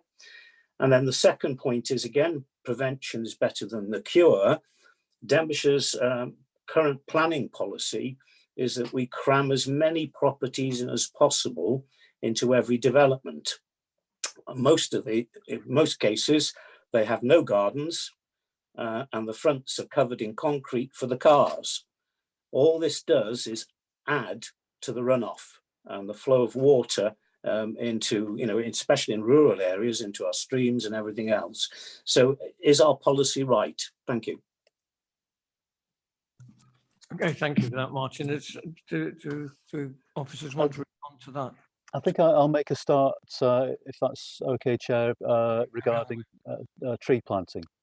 So it's something that the county is looking at, not necessarily in connection with flood risk management, possibly more to do with carbon sequestration, but it is something going forward. There'll be a lot more trees planted in Denbighshire, come what may. In relation to flood risk, we've had £1 million worth of grant from Welsh Government to look at natural flood management across the county. And as part of those solutions, we'll no doubt be looking at planting trees, and we're working in conjunction with Natural Resources Wales in that regard. We've also got as was mentioned previously, the flood risk task and finish group. And one of the areas that group has looked at is natural flood management, including tree planting. There's also very recently been set up what is called a Clwyd Forum. It's very much in its infancy, but that involves the key stakeholders, so Welsh Water, Natural Resources Wales and Denbighshire County Council, and also the farming unions, looking at how the Clwyd catchment in particular operates holistically. So looking at environmental issues, the potential for tree planting.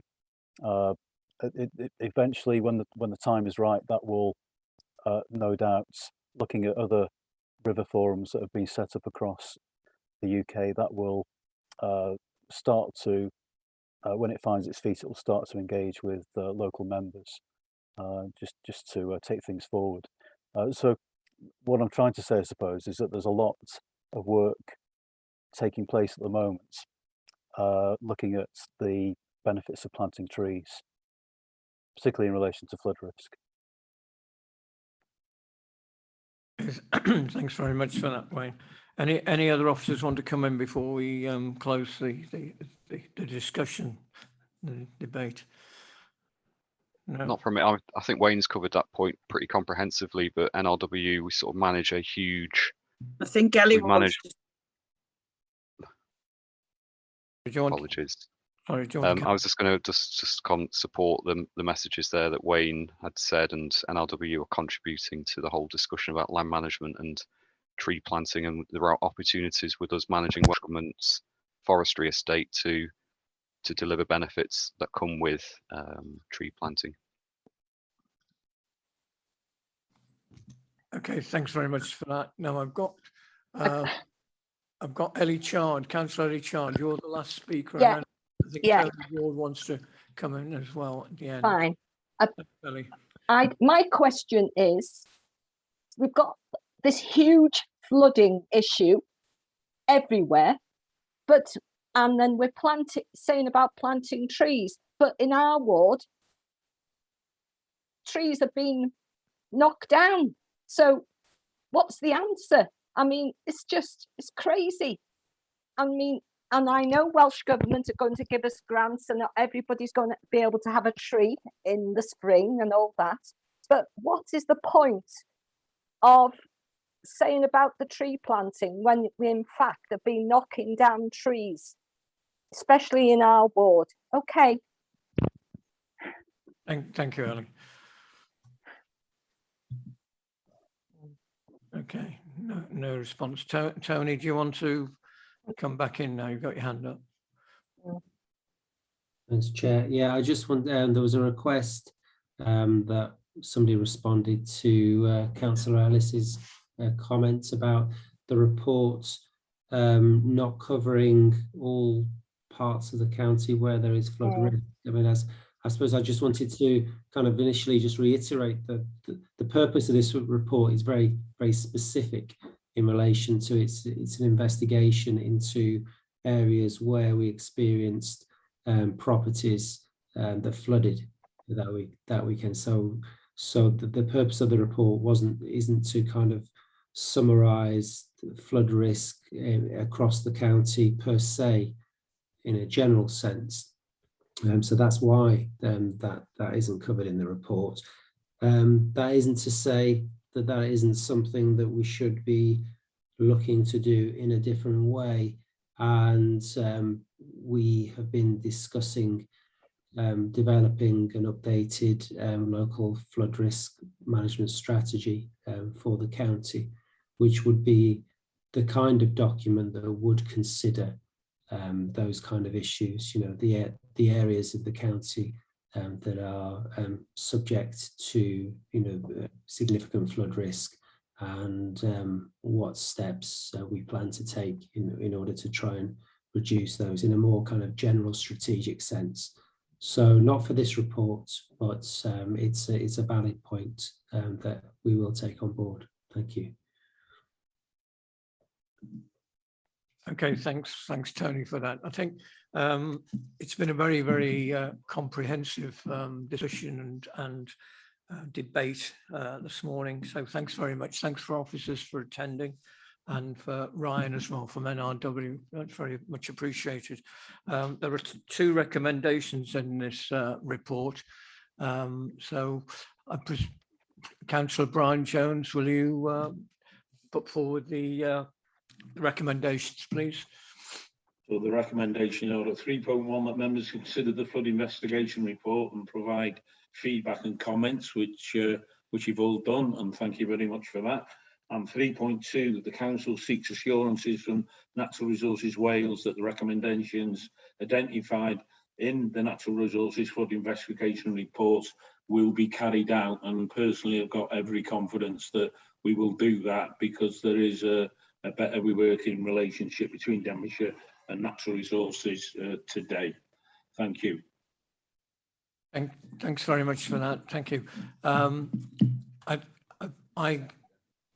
We need a seconder for that, please. Oh, Christine Martin's going to second. Right, I've got Mary waving his hand. Thank you, Mr. Chairman. Just to ask kindly, under 3.2, the second one, is it possible to strengthen that recommendation by adding at the end and to introduce a work timetable for Denbighshire? We're asking them to respond, but what's the timetable? We don't want to have another storm to happen before these things are put in place. Thank you. Bring in Gary to talk about this issue. There is obviously a change of what's here in front of us. So please, Gary. Oh, technically, what's being proposed is an amendment. If we were to follow the procedure rules, then somebody needs to second that amendment. You need to vote as to whether or not you wish to accept the amendment, and then you'd need to vote on the substantive resolution. Okay, thanks very much. We've had a proposal from Mary to change this. Is there a second for that?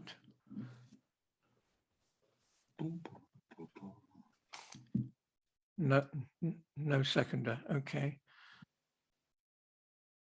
Back to the substantive recommendations and ask if all of those are in favour of recommendations 3.1 and 3.2. Okay. Is there anybody against? No? Okay. So that's gone forward. So thank you very much indeed. So you've got, hopefully, and I probably have given this the kiss of death, we've got agenda item 6 next, and I propose to do agenda item 7, and then we'll have a break, if that's okay, after those 2 items. So we'll go straight on to agenda item. Mr. Chair, Gary, can I ask Gary if I need to declare an interest as chair of DLL? Gary? Yes. You would need to declare an interest. It would be a personal interest only because you were appointed to the board by the council, and the same would apply to Councillor Hugh-Hilditch Roberts as well, as he's also a director of the. Okay, herewith my interest is declared. And herewith is mine. And here's mine as well, Chair, Councillor P. Prendergast. Thanks very much for that. So let's go straight on to agenda item 6, which is the appointment of Director of Denbighshire Leisure, and I will ask Gary to fill us in on all the legal minutiae, please. Thank you, Chair. And first of all, apologies to Councillor Prendergast. I didn't quite see him on the board in front of me without my glasses on, so I do apologise. Yes, the council created a company, Denbighshire Leisure Limited, and when it created that company, it also set a composition for the board of directors of the company, and that composition is set out at paragraph 4.2 of the report. I should also point members to the typo omission in recommendation 3.1. It should refer to paragraph 4.6. In any event, the composition of the board was set by council, and it's set out in paragraph 4.2. And at the top of that list was a on the board of directors for the occupant from time to time of the post of corporate director, economy and public realm with the council. At the time, the corporate director was Graham Bowes, who has subsequently become the council's chief executive, and the role of corporate director is currently vacant. At the same time that the company was created, the council also established a strategic governance board to manage the relationship between the company and the council and to make recommendations to decision-making bodies of the council in respect of any matters relating to the company. And the composition of that board was that it should be chaired by the chief executive. So Graham is now the chair of the Strategic Governance Board and has resigned as a director of Denbighshire Leisure Limited in order to avoid the potential conflict of interest. The issue for the council, therefore, today, what we're seeking is an amendment to the composition of the board of directors so that the seat currently to be occupied by the corporate director, economy and public realm would be a position to be filled by a member of the senior leadership team of the council. And the reason for that is it gives the council flexibility in being able to make an appointment to the board of directors in situations like this where we have a vacant position. The Strategic Governance Board considered the recommendation that we should amend the composition of the board of directors on the 25th of October and agreed that it would recommend that to council. Subsequently then, a decision would be, well, if the composition of the board is to be changed to include a member of SLT, who should that person be? The company was consulted and said that they felt that perhaps it would be best for the board position to be left vacant at the current time, pending any review of the senior management restructure of the council and in particular the role of the corporate director. The CET were consulted, as were SLT and members of the Strategic Governance Board, and details of the consultation are set out in paragraph 8 of the report. Essentially, my advice to those bodies was that there is no need to delay appointing a director to the company's board. When the company was created, the council was keen that there be appropriate corporate governance in respect of the board, and that's achieved through the board of directors and the Strategic Governance Board. And the council has a role on the board of directors to fill, and that it should fill it. So CET was consulted and recommended that the appointment of director should be Nicola Stubbins. SLT agreed with that.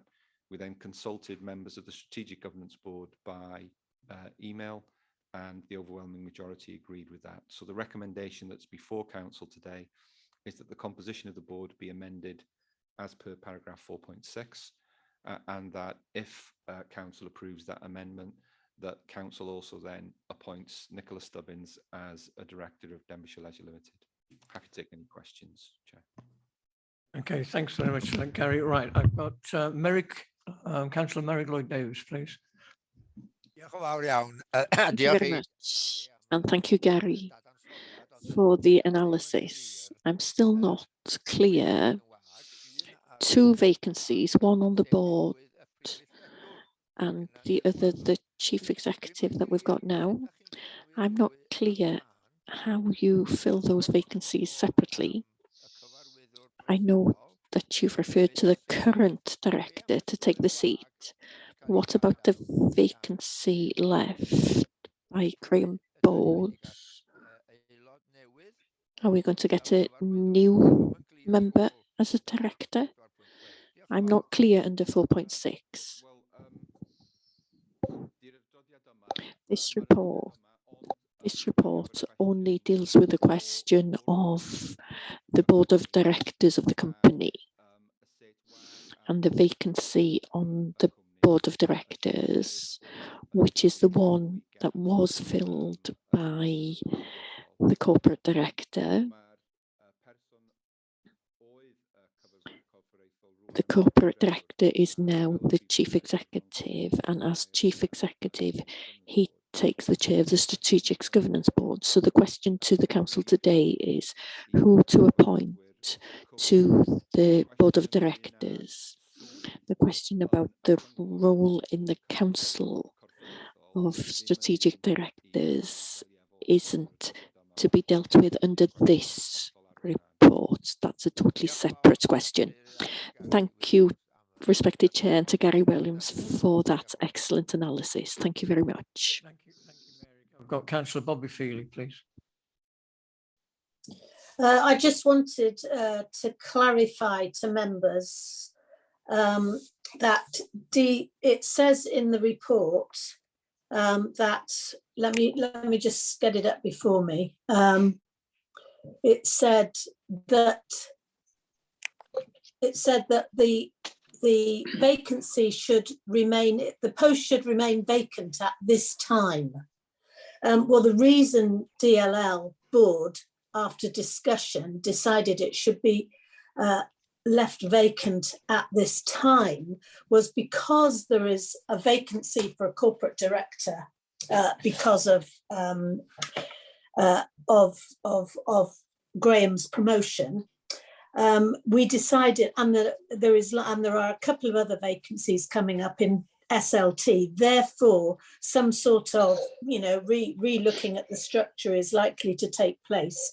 So we thought it would be best to wait until that has been done before our new board member is brought forward. As you can see, the economy and public realm is a lot different from communities. So we just wanted the chance to look at what skill sets would be sufficient for the board.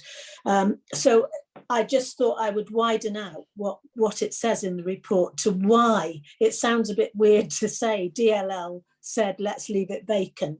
It wasn't just let's leave it vacant, it was let's wait and see into the new year what any sort of restructuring might look like.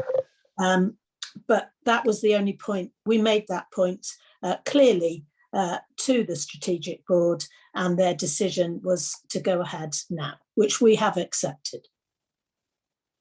Okay, thank you, Councillor Feely, for that. So we've got this report in front of us now. We'll need a mover and a seconder, please. So if I can have... I'm happy to move.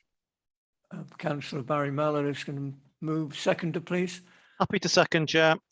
Thank you, Councillor Julian Thompson-Hill. So thank you very much. So everybody in favour? Yeah. Good. Anybody against? Nobody. Was there anybody against? Or was it just a hand late going down? No. Okay.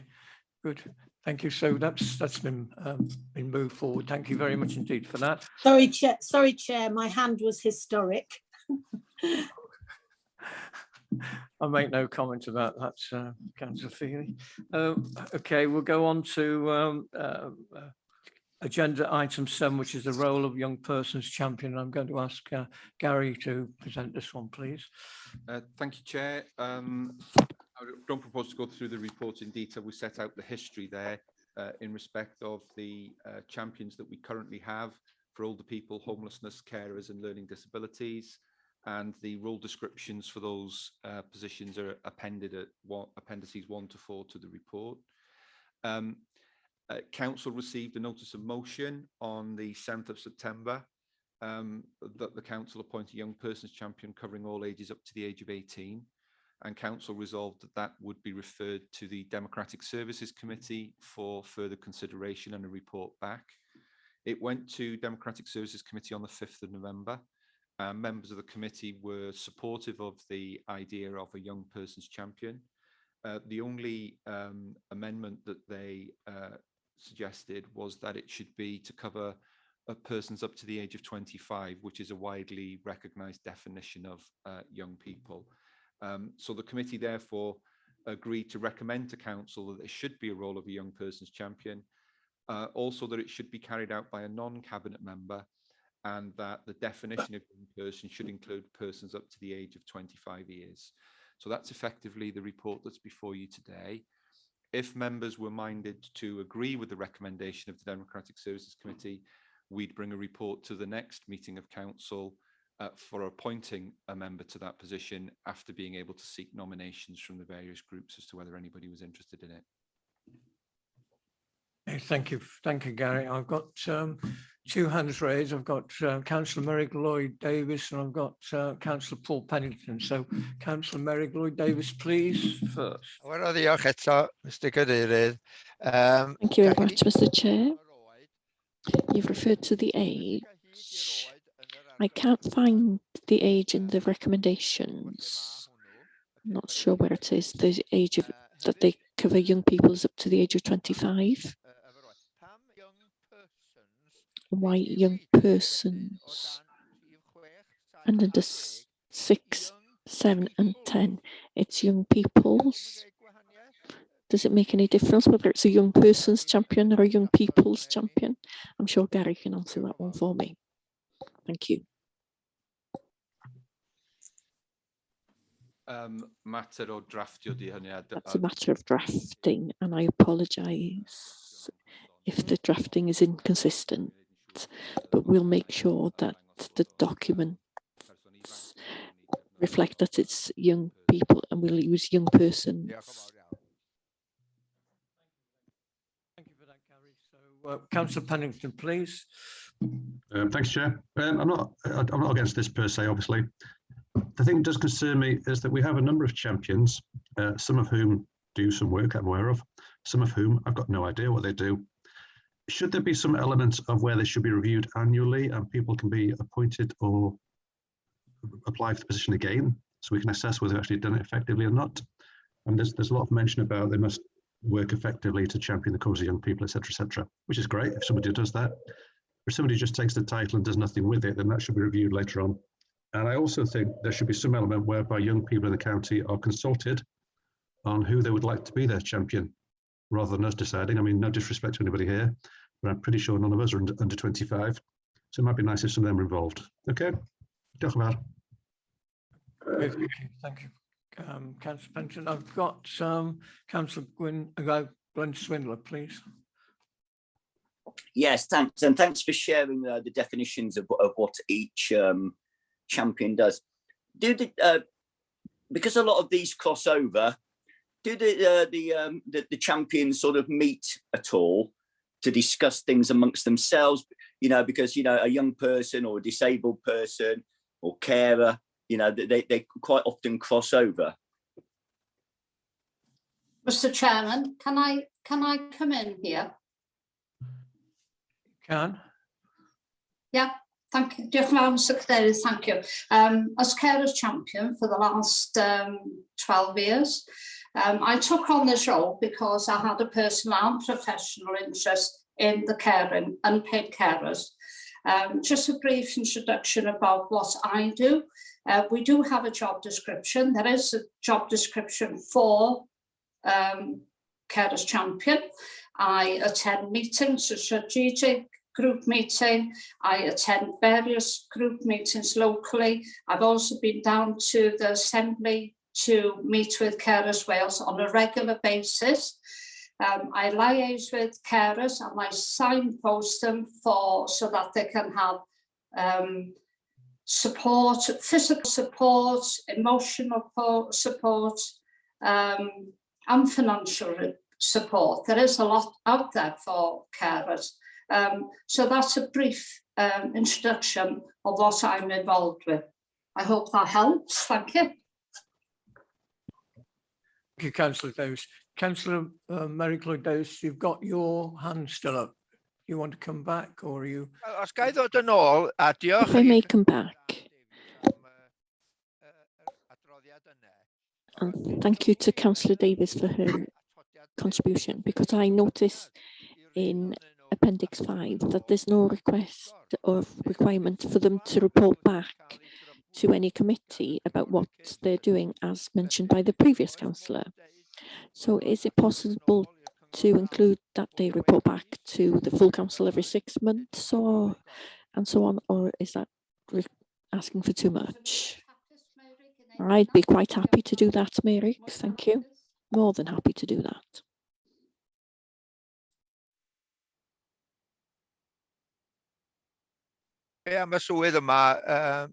What about this rule, Mr. Chairman? Is there a response to that? I'll bring in Gary. I'll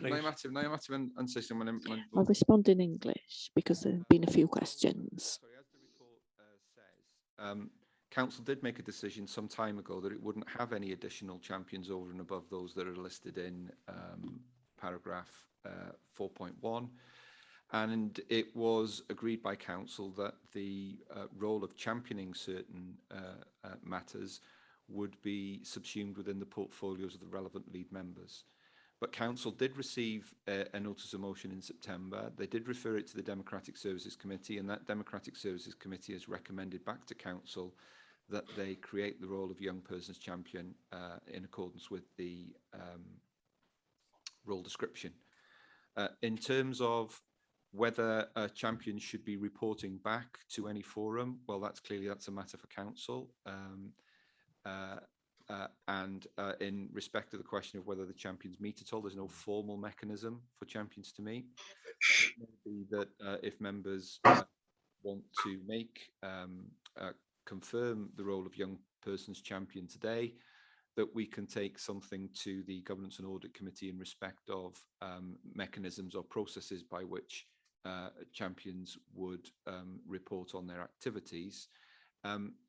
What I would say as well is that when the new council comes along post-May, we'll probably need to review the position relating to champions, given that there will be other potential constitutional mechanisms such as assistance to the executive, etc. And those are yet to be brought before members in terms of the requirements of the Local Government and Election Wales Act. But we will need to have constitutional arrangements to allow certain things to take place should members wish them to occur. So in respect of champions, as I said, there's no term limit in respect of champions. What we've done is we've appointed to the post of champion at the beginning of each council term. So we would be revisiting it again after May. Okay, thanks very much for that, Gary. Right, I've got some other speakers now. I've got Councillor Emrys Wynne. Ie, diolch yn fawr Cadeirydd. Dim ond un cwestiwn, sylw a Chair, cwestiwn. just one question, one comment. I'm very supportive of having this champion, young person's champion. I'm slightly concerned about the amendment proposed in the previous committee that we limited to 25 years old. Yes, 25 years old is very young. I remember how it was to be 25, but I felt very young until I was about 40 as well. So is it possible to consider not to set a specific age? Maybe there's somebody who is 26, if we could say maybe up to 30 or make it 29. I know I'm moving the goalposts and moving the figure forward.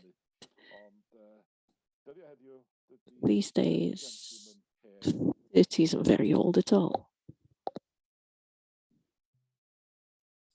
Thank you, Emrys.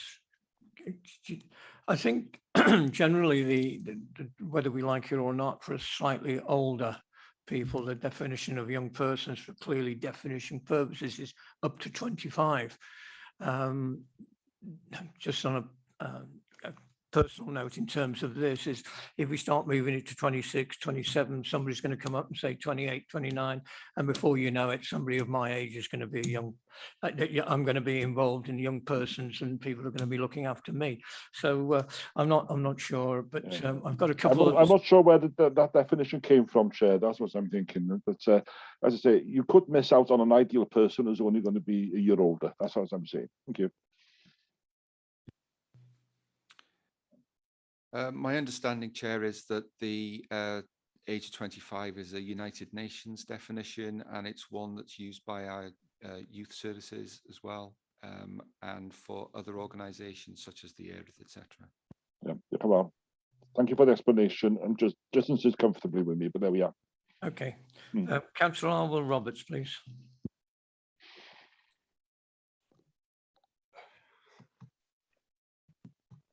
Diolch yn fawr iawn eto. Thank you once again, Mr. Chairman. I am a champion for disabled people across the county. I've worked hard and quietly in the background. I do meet with the progress agent, and I've been working with advocacy under the leadership of Helga, and I've had meetings with them via Zoom and Teams and so on. Recently, I got Ben Wilcox-Jones to come to talk to them about the problems that disabled people face with moving around the streets. I've also had Peter Daniels to a meeting to talk about transport. They get major problems on the buses and so on. To come back to the age of 25, the Earth, for example, allow 25-year-olds to be members, and I think young farmers are the same, but there are others who are still members who are there as leaders. So I think maybe Emrys is correct in this. Maybe it should be up to 30, but it's not a massively important matter for me. But that's an indication of what they do within other organisations such as the Earth and Young Farmers. I do enjoy being the champion for disabled people, and any time you want a report from me, I'm available to give that report anytime. Thank you. Thank you, Arwell. I've got two more speakers, Councillor Ellie Chard and then Councillor Brian Blakely, please. So Ellie, please. Yeah, just to say, I'm the champion for the older people, and I was quite shocked when I first went on the committee. Their age group goes from 55, so maybe we should have a 25 to 55 for whoever. But I'm just going to tell everybody, I've just written down, there's lots and lots of committees I go on. The Aging Well, which is organised by Denbighshire, Dementia Friendly, plus lots and lots of meetings with Age Connect. Plus, before COVID, I used to go along to sing-along events in the cinema, in the church in Water Street, which hasn't reopened after COVID.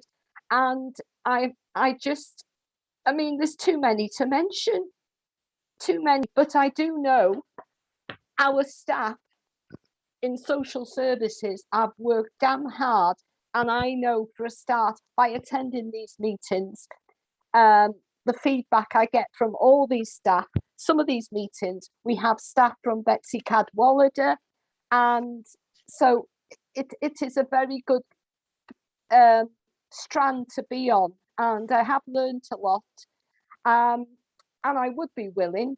So if I was to continue, I would give a report every 6 months. Okay, thank you, everybody. Thank you, Ellie. I think there's no doubt about it. The people on these champions do work very hard. There's a lot to do. So, Councillor Brian Blakely, please.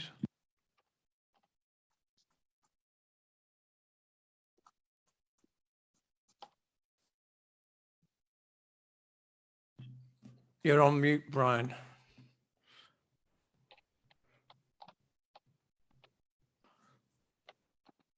Sorry about that, Mr. Chair. Yeah, I'll start again. I'm just concerned with what Paul said at the beginning when he referred to maybe some of these champions don't know what they're doing. Can I assure Paul that I do know what I'm doing, and I've been working with our homeless team who've been doing a fantastic job with our homeless. I've met with quite a few people that are about to become homeless, and I have contacted our homeless team on many occasions, and I'm sure they can confirm that. To do my job, my part as homeless champion here in Denbighshire, and I've come one or two times I've referred to it as RIL, but of course it's not. It's Denbighshire, and also I attend the housing and homeless scrutiny, which we've got one tomorrow. So I can assure you, Paul, that I do my part. I do play it pretty well. I feel, well, I think so anyway. And just to lay it down yet, that I feel that we're doing a fantastic job here in Denbighshire. Thank you, Mr. Chair. Thank you, Brian. Councillor Hugh Evans, leader, please. Thank you, Chair. I was just going to move the debate on and suggest that I'm happy to move the motion and ask if, with Gary's accordance, that we consider the role of champions at the next council in light of the emerging governance arrangements from the Local Government Act. So I'm happy to move the motion, Chair. I'm happy to second, Chair. Thank you both. We've had a proposal and a second. I'll ask Gary to read out the recommendation, and we'll vote on it. That council approves the creation of the role of young persons champion in accordance with the role description set out in Appendix 5. Okay, are we all in favour? Any against? Yes. Who was yes? Okay. Any others against? Someone still got their hand up. Merrick, is that you? Oh, right, sorry. A bit confusing it. Okay, so it's been passed and that will go forward. Okay, thank you, members. What we propose to do now is have a break of probably 15 minutes.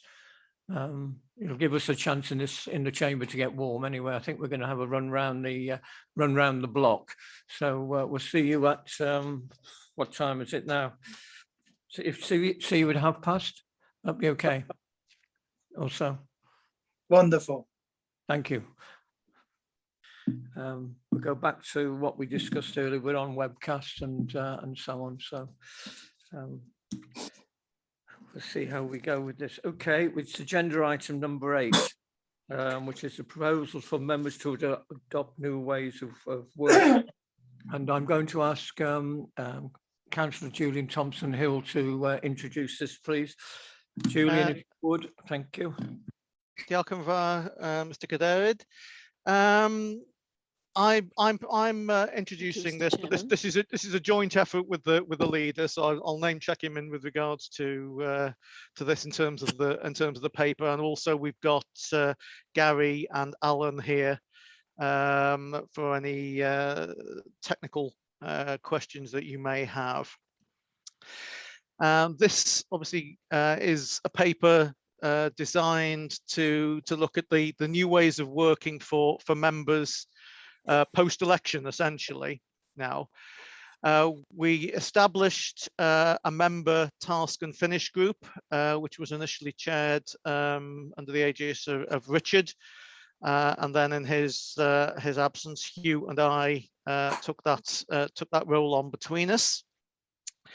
And there were 2 work streams which were being developed, one in relation to arrangements for meetings and one in terms of ICT provision for members going forward. So if I can touch on each in turn. In terms of meetings, I'm not going to go through all the history that's in the report and we've all lived through, but essentially by sort of this time last year, we were in a position where we were able to run a full suite of bilingual virtual meetings, which were webcast. The new Local Government Act has 2 main provisions with regards to meetings. One, that all public meetings need to be shown live and essentially archived should anybody want to wish to watch it at a later date. And the second one is that the council must make arrangements to ensure that anyone who wishes to attend a meeting remotely has the facility to be able to do so. In terms of meetings, obviously we have a very wide range of meetings that we all participate in. We split those into 3 main categories. The first one is the formal public-facing meetings. So that's obviously like today, cabinet, scrutiny, and the like, planning, licensing, you know, all of those. The second category were those meetings that we weren't directly in charge of, They were run by external partners or regional meetings or something along those lines. And the third were primarily internal only meetings to which public and press would not, would not be invited. They're internal business meetings essentially. The report details, I don't want to go into too much detail, I'll just highlight a few bullet points in terms of obviously some of the benefits of meeting remotely. There's obviously an improved position with regards to the environment if we're all not driving all over the place. And that has a knock-on effect as well in terms of financial position, small though it may be in the greater scheme of things, in terms of reduction in travel expenses. I think most people feel that it's better able for time management. And then finally, in terms of diversity, it potentially opens up for people, for a wider range of people to put their names forward potentially to stand. So in terms of the proposals which went to the Task and Finish group and then went to Democratic Services a few weeks ago and were unanimously recommended both to be brought to council. In terms of those first category of formal meetings, it would be intended that those would be held in a hybrid manner. For the second category, where we're working with partners, obviously it's not within our control to demand it, but we would encourage those partners that they would primarily remain virtual in nature. And for the third category, the internal business meetings, project boards, those sorts of things, that those would remain as being held on a remote basis, with the usual proviso that by exception, if the need arose, we could always carry out one of those meetings in another fashion. I should point out, obviously, in terms of just repeating back to the Local Government Act, essentially the only two options open to the council are hybrid meetings or fully virtual meetings, in line with that criteria that I went through earlier. In terms of meetings as well, because it's obviously a different way of working, even to the one that we're using at the moment. We've also developed a draft protocol, which you'll see attached to your packs. And just a few, there's a number of items in there, but just a few I wish to highlight to you. Again, no comment about any individual current chair, but it's a different way of working, so we'll need to ensure that chairs are up to speed with dealing with meetings perhaps where there's half in the room and half on a screen. There's also, it's very important that the parity of value given to those members, regardless of how they choose to attend a meeting. So it's not better to attend in person, or it's not better to attend remotely. They're just two equally valid ways of attending a meeting. And the corollary to that one is essentially that we as members also have to accept that officers will be working under the same system, and therefore they may well be continuing to present reports remotely, and obviously should not be thought any the less for doing so. There's a number of other items there which I'm sure you've read through in terms of things like letting Democratic Services know how you are proposing to attend, so they'll know if there's an issue. If somebody said they're going to attend remotely and they're not there, they will know that there might be somebody trying to get in that's failing, or the vice versa. Finally, if I come to the ICT provision, we've reviewed what would be likely to be made available to members after the elections. And the recommendation would be that the main basis would be a laptop combined with a large screen mobile phone, obviously with email and calendar capability functions, and that would be able to be, because I know this has been raised in some of our meetings before now, would be capable of being paired on a 4G or 5G signal to connect with the laptop if you're out and about in the wild somewhere. But it's not a one-size-fits-all scenario.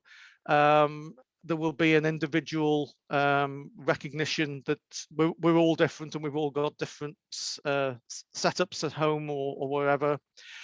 And if individuals need a separate monitor, that can be arranged, or if they're not, people aren't comfortable or able to use the trackpad on a laptop, wireless keyboards and mice can be provided for. So it's a horses for courses scenario, but that's what the basis would be.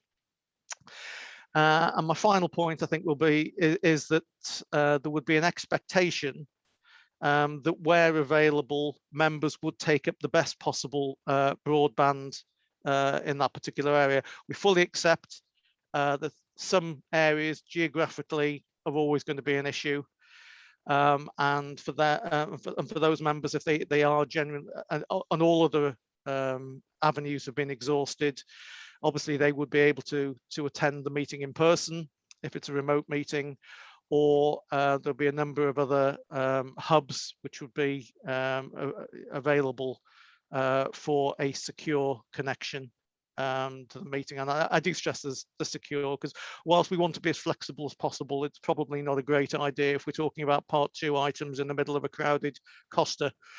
Even if they have got good connection there. And I suppose I should add, other coffee brands are available. So I think as a general introduction, I think that's probably all I wanted to say. I don't know whether Gary, from a Democratic Services point of view, or Alan from an ICT point of view, or Hugh wanted to add anything to that I missed out or got wrong. And then obviously we can go to questions at that point, Chair. Yeah, Chair, if I could add to that, please, if you wouldn't mind. Sorry, Hugh, just thank you, Julian, for that. Just apologise, Hugh, for not including you in the introduction. Nothing personal. But yes, if you want to come in and add to it, that's great. Thank you very much. Yeah, no, that's okay. Thank you, Chair. And thanks, Julian, for taking the stronger lead on this. Hang on, I'll put the screen off. The stronger lead on this. It's a really important topic, and probably it's one of the, while COVID has been a disaster for us all, we have to hook onto the benefits that it has provided, and this is one of them. And we need to make the most of what we can do or comes out of COVID. And it's important that we do not go back to the way we were before, where we turned up in all the meetings. That said, it's really important also that we do have a position before the beginning of next council, so that new members and those who return have a clear pattern as to how they will deal with the business of the council. We've just, the present state of play, as Julian alluded to, it's either remote or hybrid now, and we probably want to try and promote a bit more of the hybrid working, definitely in the next council. And if the opportunities arise in this council, we take advantage of that. But the latest COVID outbreak with this new variant has also probably put us back a bit in terms of having our intention of going a certain way, because we have to be safe at all times. And I think one thing that Julian said there, which is really important, Chair, is the parity of value. And it's important that we don't put pressure on members to feel that they have to come to the chamber or they have to attend a meeting personally because they might not feel ready for it or don't want to create problems for members of the families, etc. but this parity of value is important. The fact that they will not be at a meeting does not mean that they don't participate with equal context as people who are there. And that's something that we have to hold on to really importantly. But thank to Julian for leading on this and to Democratic Services for coming up with his reports. Thank you, Chairman. Yeah. Thank you, Leader. Before I go on to members, does any of the officers want to add anything else? Nothing to add from me, Chair. I think the members have set it out very clearly. Thank you. Okay. Thank you. That's great. We'll go straight on to elected members. I've got Mary, please, Mary Lloyd Davis. Thank you once again, respected Chair. If I can go through a few things, if I may, please. Page 101, under 3, it refers to Appendix 1, but I can't find an Appendix 1. But on page 115, which is a list of the committees, I'm not sure whether that hasn't been indicated as being an appendix or not. The task and finish group. You refer to section 2 in 3.2. The working group's report is in English only. Is this a new way of working? Item 3 and 492 on page 113.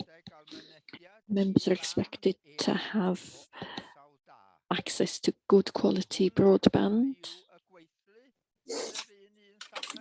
Is the workforce in the same position?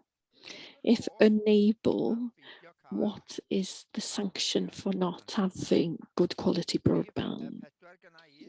The fourth one from me, 494 on page 113 again, reference to a mobile phone. How can a member read small text on a phone? Because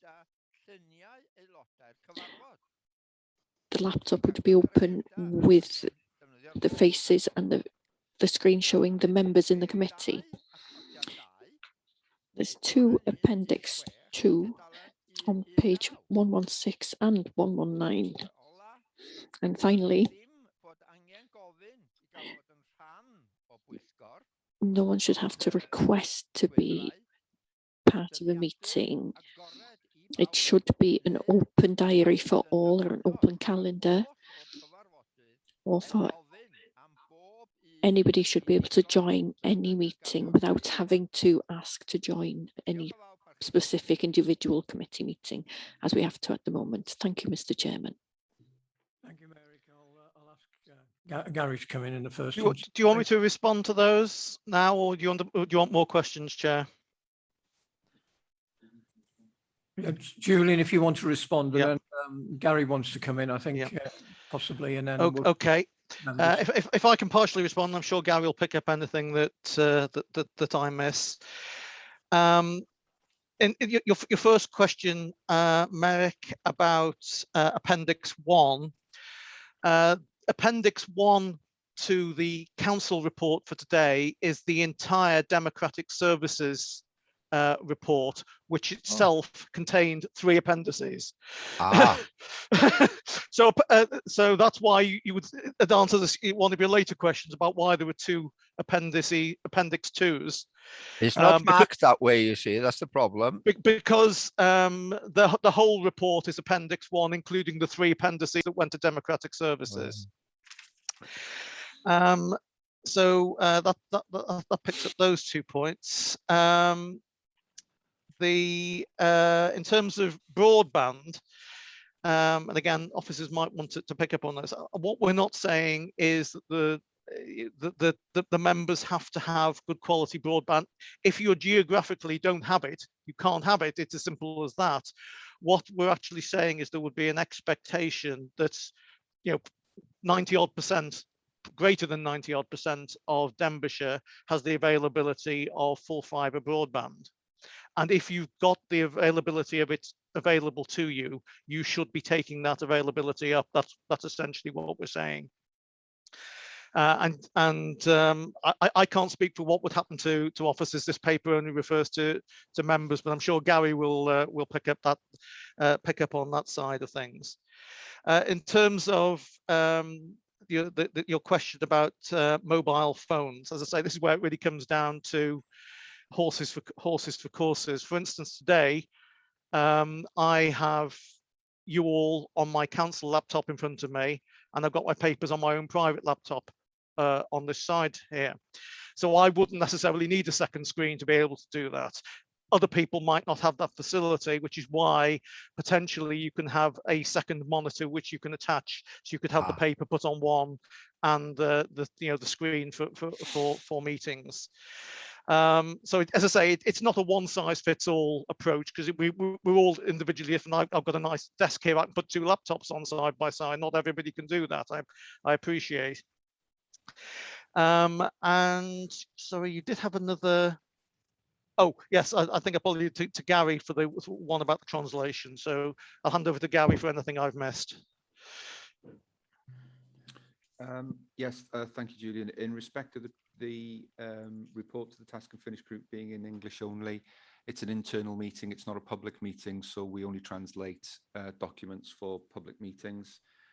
In respect of the issue around the unavailability of broadband for offices, well, clearly the offices and council buildings generally will have appropriate connectivity, and that it would be possible for officers or indeed members to be able to attend meetings from a council building that's closest to them if it was more convenient, rather than having to come into this building. Okay, Cwestiwn ola? Ynglyn â And the final question about having to request or register to attend a meeting, that it's open, not having to request to join a meeting every time. I will speak with the service about the practical side of how that would work. We make it clear that every meeting is in the diary of each member. At the moment, we just ask if you want to join the meeting, if you can just let us know and we can send the link. And we send a link to whoever wishes to join any meeting. We can continue to do that. It's more difficult to manage and know who is trying to join a meeting or trying to come into a meeting if we don't know that they want to join the meeting. So that's why we're doing it that way, so that we know who wants to join the meeting and making sure that we can contact them if we think that they're having difficulties joining or getting connected. If I may come in, and thank you, Gary, for the response. The problem is, if you haven't registered or requested, then it's impossible to join without asking another councillor what the passcode is. We will look into this, but to be fair, it's only a quick email to anybody in the Democratic Services team. We can just send out the link straight away to any member, and we have done that sometimes early morning on the day of a meeting. Somebody's realized, and maybe half an hour before the meeting, said I'd like to join the meeting, and we've just sent the link out. Thank you, Gary. Thank you, Chair. Thank you, Mary. Councillor Graham Sims, please. Diolch yn fawr, Mr Cadeirydd. Just three very quick points. The first one is that on the Appendix 2, which is the hybrid meetings protocol, and I feel sorry that I didn't bring this up at Democratic Services, but there are 4 mentions of chairman. Should that be chair rather than chairman? the second point is about faces on the screen. I personally think it's very, very important that everyone shows their face throughout the meeting, if at all possible. And some, you know, on rare occasions, people should be able to switch off if their voice isn't coming over clearly. But I really think that the public should be entitled to see our faces during the whole meeting. And the third one, would it be possible for the council to provide a background for us so that we can have an appropriate DCC branded background? Diolch yn fawr.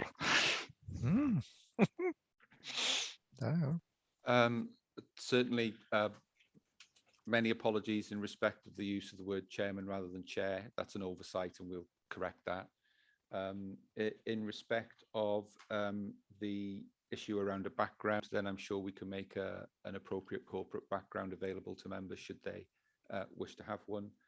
And in respect of the picture, I think I agree that for the public who are viewing meetings, it's important that I think the protocol does refer to appropriate names being on so that members of the public can easily identify who the elected members are and distinguish them from officers. And also that it's much better for the public and for those attending the meeting to be able to engage with others if their pictures are present. Clearly, there are times such as this morning when the connectivity issue means that we can't get voice and picture at the same time for some people, depending on their connection, and that it would be appropriate to switch cameras off then. But I think for the majority of the time, cameras should be on just as well so that the public know that those who are in attendance are actually in attendance. Okay, thanks, Gary, for that. Chair, Sorry. sorry, could I just apologise? My camera has not been working all morning. It's through no fault of mine, but it's not been working. Thank you. Thank you. That's fine. Okay. Thank you very much. Can I call on Councillor Jeanette Chamberlain-Jones, please? Yes. Thank you, Chair. My problem is you're saying about in the new council probably having just the use of laptops and mobiles, which I think is a bit of a waste of money. But I want to say I've had lots and lots of problems with the laptop, gaining access to it. And, you know, everybody in IT will be getting a Christmas card from me because I've been onto them that many times. And I've got to say, they really, really are very helpful and patient. But if I can't understand why I can access everything I want to with just my index finger on my iPad, and everything is. But to gain access onto my laptop, I have to jump through hoops with different codes, most of which seem to always be failing and I can't get in. So I resort back to my iPad, which is as simple as anything. And I think, to be fair, during the last nearly 16 months, these iPads that we were issued have been a godsend. They have to me. I find them simpler to use, easy to put in my bag and even have meetings in the car. So I don't see the need to be getting all new equipment when we've already got stuff. But I do want to ask IT why, when they tell me, oh, we have to have all the codes and everything in, because of confidentiality and because of it being difficult for other people to gain access. And yet with the iPad, it's just fingerprint recognition. So why can't we have that on the laptops? And why can't we just have a simple code, a password like we have for our iPads?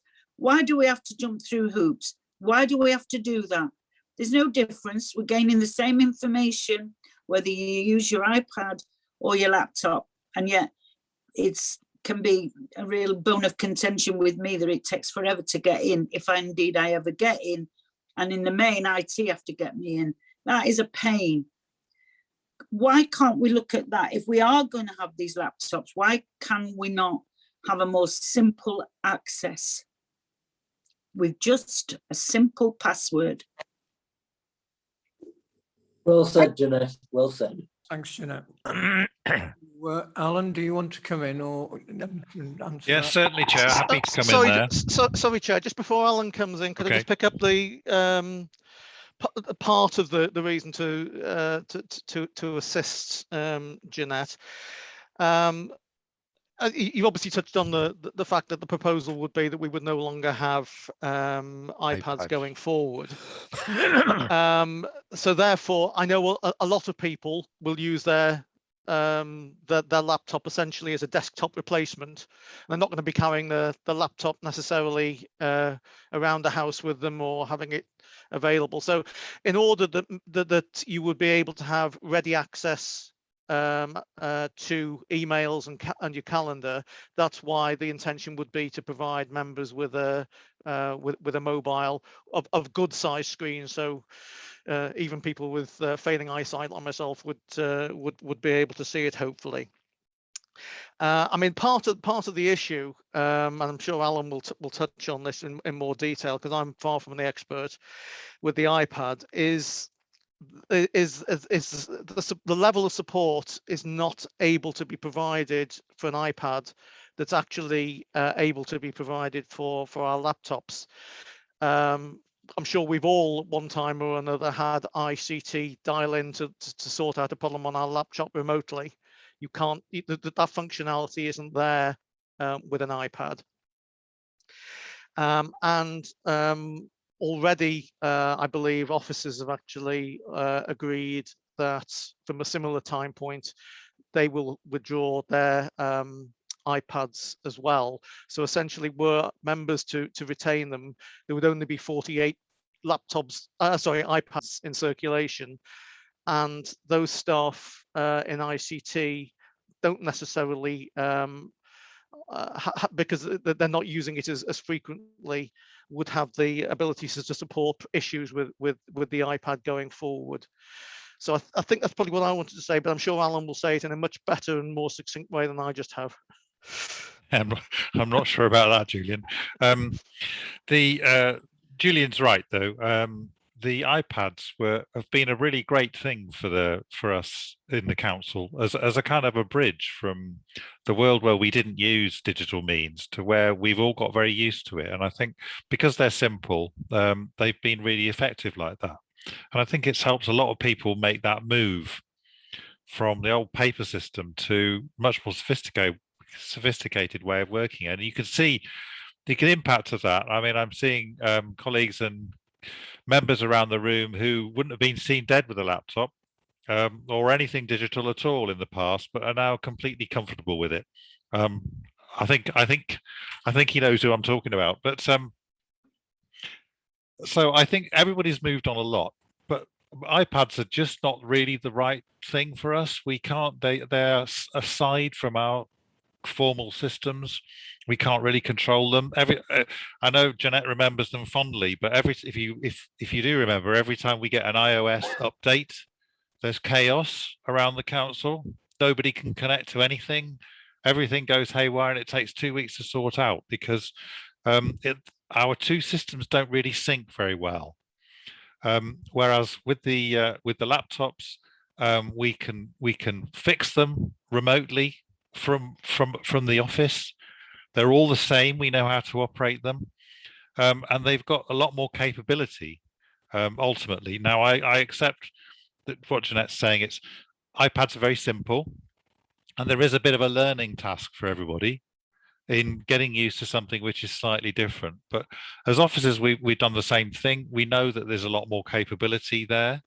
You can get a lot more things on the screen. It's easier to manipulate documents at the same time. You can do more things.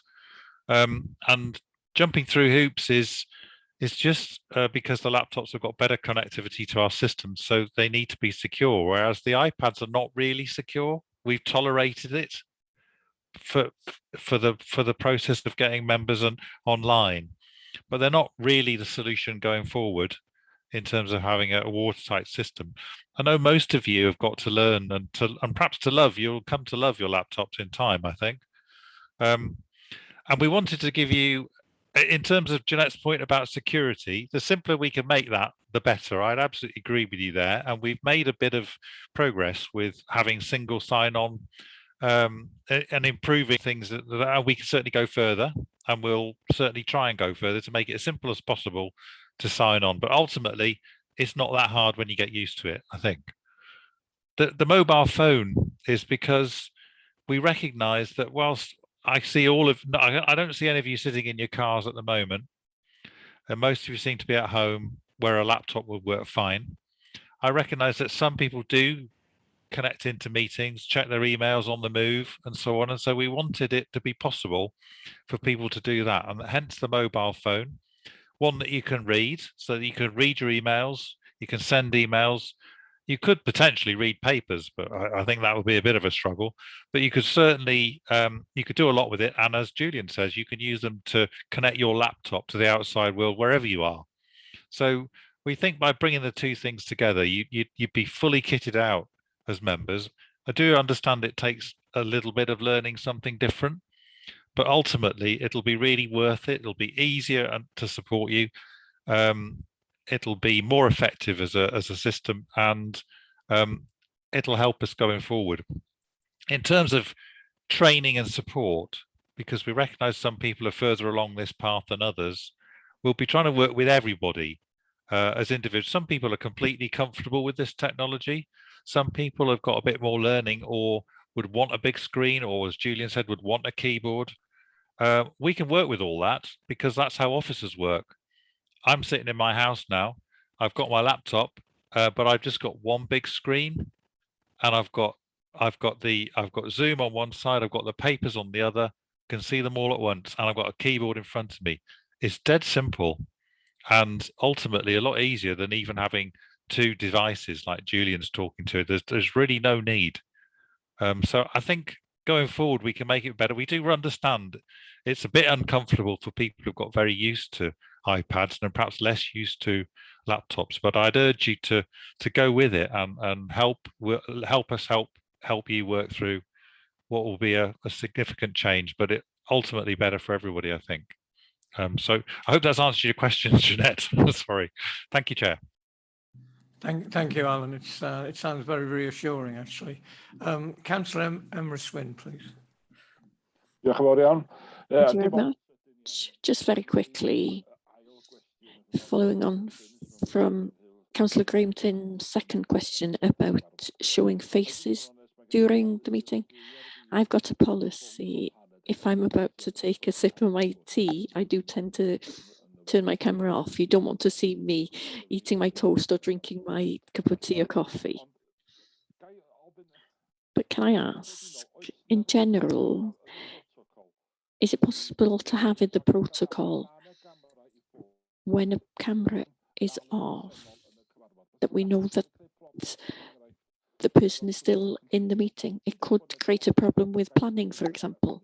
Say that there's a discussion on a particular planning application and the individual isn't there for part or all of that discussion, then that person has got to decide whether they are able to vote on that particular planning application or not. And if anybody looked into it in detail, we could be challenged or we could be criticised that individuals hadn't heard the full discussion and may have voted one way or the other. I'm just asking whether there's a technical way, because if I decide to switch off my camera for whatever reason, that there is something to indicate, yes, the camera's turned off, but he is still there, other than just seeing my name at the bottom. Oh, and one other question. It's likely that there will be 47 iPads that will not be used after the end of this term of the council. I'm hoping that they can be cleared of all their content and can be given to individuals in schools who haven't got iPads for all pupils, so that we can have a stock of in reserve to help with education in the future. Thank you. you want me to deal with the protocol issue? Yep, Chair? please, yeah. Well, the first comment I would make in respect of the use of cameras is that we have to remember that when we are conducting formal public meetings such as the Planning Committee, then those meetings, although we're attending from a different place, they are still formal public meetings of the council. So, you know, I would make the flippant remark probably that people wouldn't be eating toast if they were sat in the chamber at Planning Committee, and therefore there's no need for them to switch their camera off in order to eat anything during a formal public meeting, unless of course there's a medical need for that sort of thing. The protocol does at 3.11 talk about cameras, and it does say that for the public to be able to see what's going on and for the public to have confidence that members are in attendance, that cameras should be on unless there are technical difficulties when members are speaking or making a contribution. In terms of whether or not the system is able to acknowledge attendance with the camera off, I have to say, as a member of a profession that's slowly releasing the quill pen, I'm probably not best placed to comment on that. What I would say though is that it's probably unlikely, because the system acknowledges that you have attended the that you're at the meeting, but it doesn't know whether you're sat at the laptop or not, other than if your camera is on. Alan may be able to assist more with the technology, but that would be my view.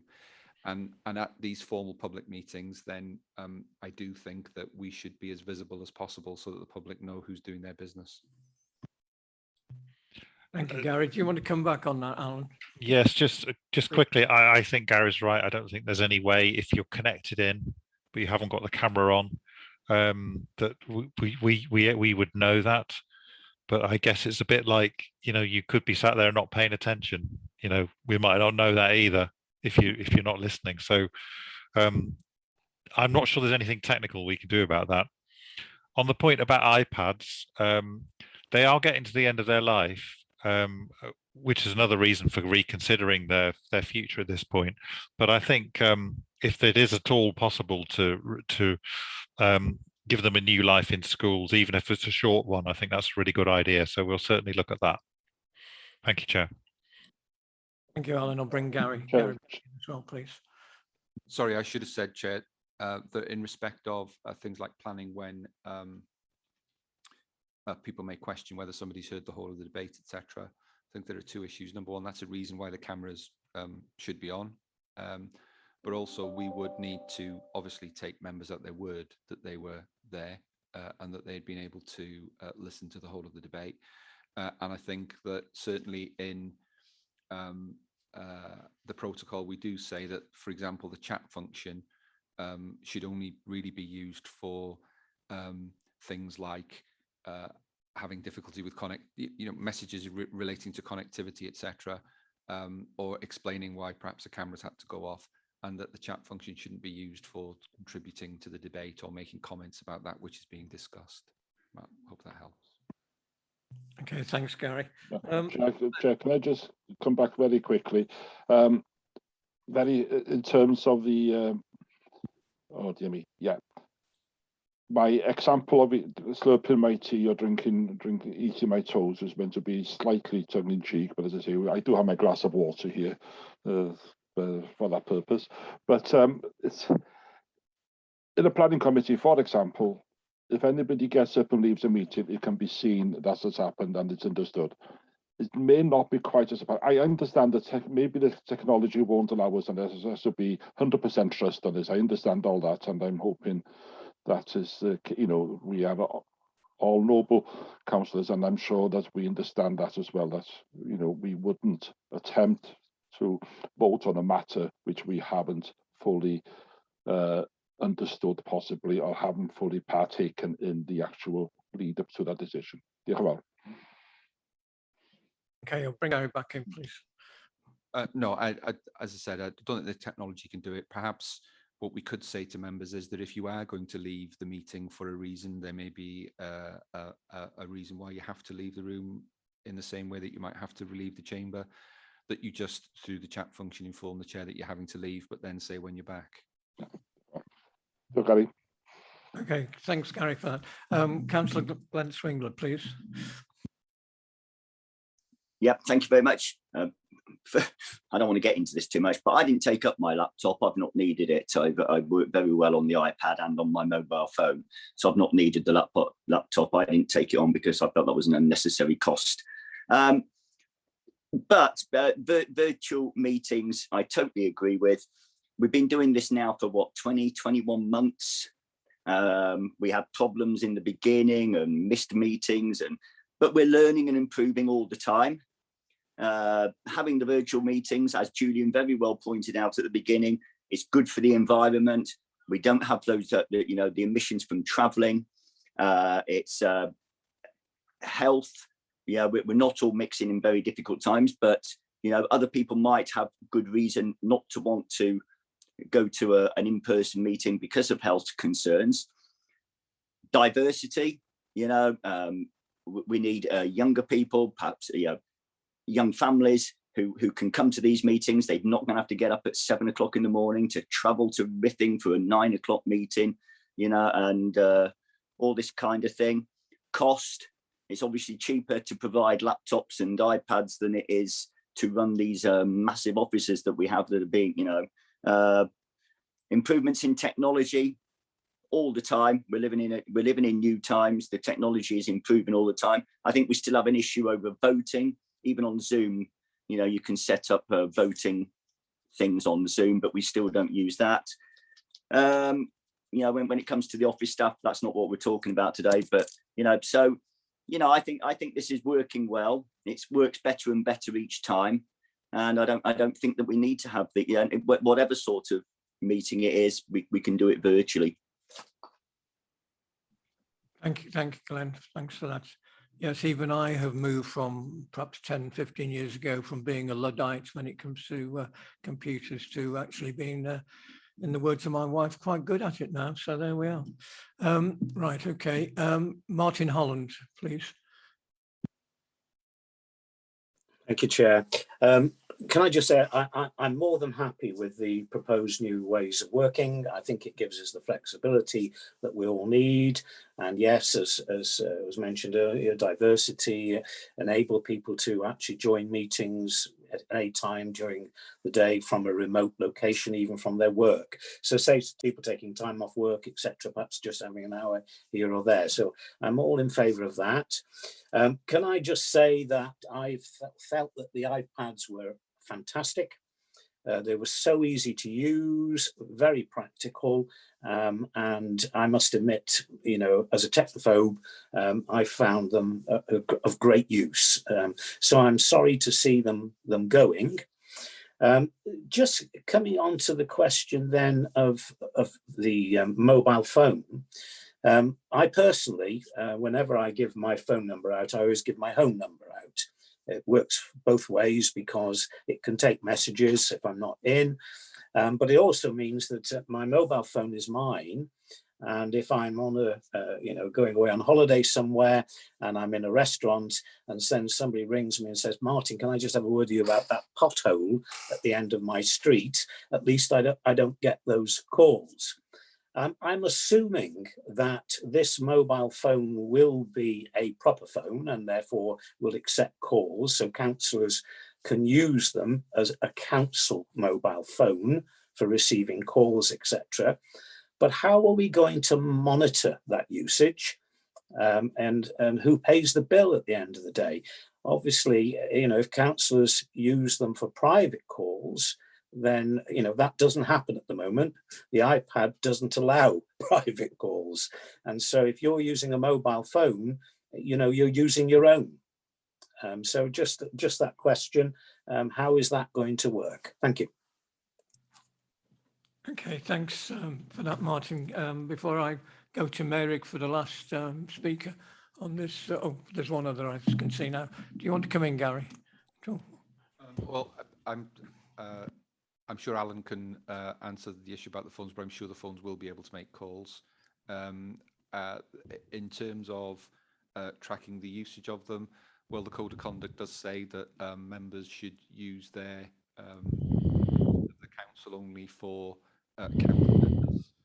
So I'm sure that members are only using iPads for council business and not for anything else. and that would be the same in respect of telephones. But Alan, sorry, is probably best placed to deal with issues around how that monitoring would take place. Yeah, if I can come in then, Chair. That is the case. We can actually track your calls if we wish. We could get a printout of any mobile phone that's used in the authority. But I think it's about trust. You know, we've got people are very responsible at what they do, and I think if we suddenly got a hundreds of pounds bill because somebody's been phoning there, having lengthy conversations with somebody in Wisconsin or something, we might notice. But broadly, it's not an issue. Plus, to be honest, we get such a good deal on mobile phones because we buy so many of them that they cost very, very little, and certainly local calls cost nothing. So it's a very flexible thing, and it does mean if it's a benefit to you that you can separate your home life from your work life, or in the sense of your political life. So there's some advantages from that point of view. But yes, they will be proper phones and internet capable phones as well, in the same way that iPads are. So you could still make video calls and things on them and so on. But yes, in answer to your question there. Thank you, Chair. Chair, if I can just add as well, I suppose it's an unfortunate thing to have to say, but I suppose in the climate we find ourselves in now, it would be no bad thing for our contact to be a mobile rather than a home line from a security standpoint as well. Yeah, it's a good point, Julian. Thanks very much. Okay, thanks. I've got two of the speakers. I've got Merrick, please, if you'd like to speak. And then Diolch yn fawr, Mr Cadeirydd, unwaith Thank you, eto. Mr. Chairman, once again. My first point, the mobile phone bill.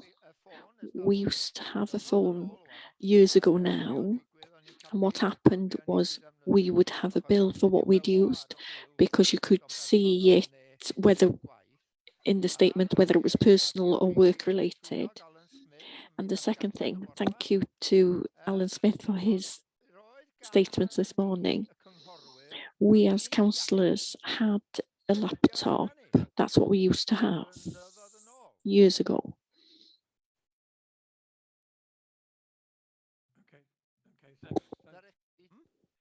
Dyna ddigwyddodd, a dyn fel da chi'n gweld ŵan, mae pawb yn mwynhau y glin lechen. Diolch yn fawr. Everybody is now enjoying the iPad or the tablet. Thank you for that. Councillor Brian Jones, please. Hello, yeah, well done to Mr. Smith. He's sold the case, I think. Apologies if the answer to this question is in the pack there. I couldn't see it, but will these phones be classed in the eyes of the tax as a benefit in kind? If you get a company phone in a private limited company, you have to declare it as a benefit in kind. Even, yeah, so apologies if the answer's in the pack. I couldn't see it. Have we considered that? Is the mobile phone that you gift to members classed as a benefit in kind? Chair, Gary may want to answer this one, but I would consider it as being available for your professional use only. That's the theory of it, and so I wouldn't see there's any tax advantage to having a DCC mobile to conduct your council business. Gary may correct me. I'd never correct Alan, but no, I agree with him. If it's purely for the purpose of conducting your council business, then it's not a benefit. It would only be a benefit if you were using for other purposes, and as we said, it's not going to be for those other purposes. Okay, thank you very much for that. Okay, there's no other speakers, so we need a proposer and a seconder, please, before we go to the recommendations. Chair, do you want me to take the recommendations then? Yes, please, if you could. Okay, so 3.1. The Council agrees, in accordance with the recommendation of Democratic Services Committee, the method by which to hold different categories of meeting on the basis of the proposal set out in the report presented to the members' New Ways of Working Task and Finish Group and attached to this report as Appendix 1. 3.2, the Council agrees, in accordance with the recommendation of Democratic Services Committee, that the ICT equipment to be provided to members in the new council should be as set out in section 2 of the report presented to the members' new ways of working group and attached to this report as appendix 1. And finally, 3.3, the council adopts, in accordance with the recommendation of Democratic Services Committee, a protocol in respect of the conduct of hybrid meetings in substantially the same terms as those set out in appendix 2 to this report. I'd move those on block, Chair. Seconded. Got a proposal and a second. Thank you very much for that. Thank you, Gwyneth. Everybody in favour? Yeah. Anybody against? Okay, thank you very much. That's moved and carried forward. Thank you very much. So we'll now go on to. Can I just come in, Mr. Chair, please? Sorry, I have sent a little message in the chat. I've got a meeting at. I've got to leave at 1:45 for another meeting, and I was wondering if my notice of motion could be brought forward. Okay, thanks, Gwyneth.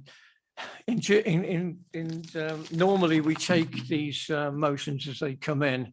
That's a normal protocol, but in these circumstances, I think it would be appropriate if you swap these around and you have yours first, if that's okay. So if everybody's happy with that in the chamber, we'll do that. Thank you. I think, Chair, we're all getting very tired. I hope it'll be prompt. Well, that's entirely up to you, councillors, because you have half an hour to debate, and the clock is ticking. So once we start, it's up to you to deal with it as quickly as you can. I think we're all getting tired. So right, we'll go to agenda item 11, which is the notice of motion put forward by Gwyneth Councillor, please. Thank you very, very much, Mr. Chair, for accommodating me. I attended the Democratic Services meeting on the 5th of November, and the leader had put forward, I think it was in his name, a paper on diversity in the council. And it was a very, very good paper. And because of time, I'll just keep it short. And I'll quote from Appendix 3, Diverse Council Declaration.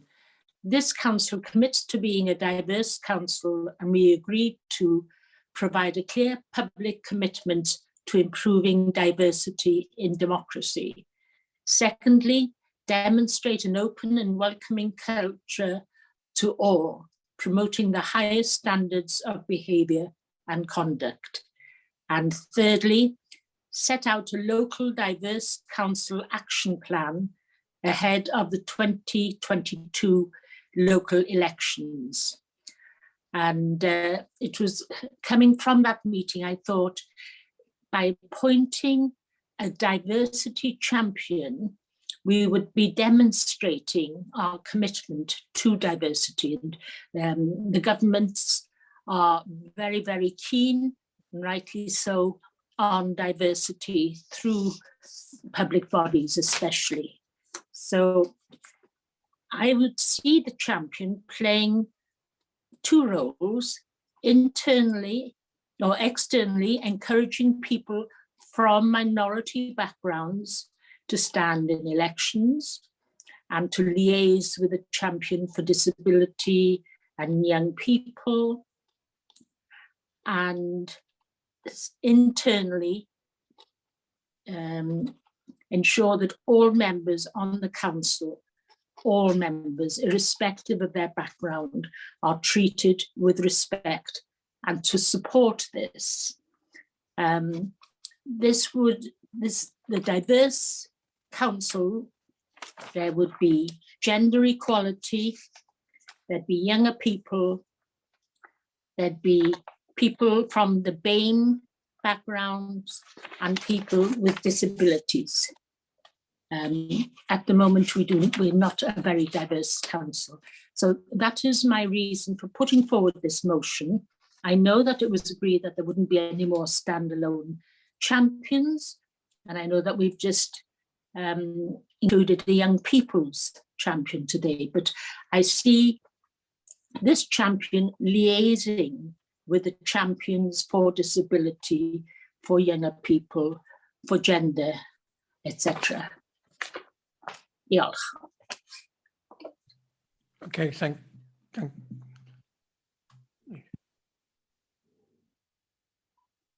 You want to speak, leader?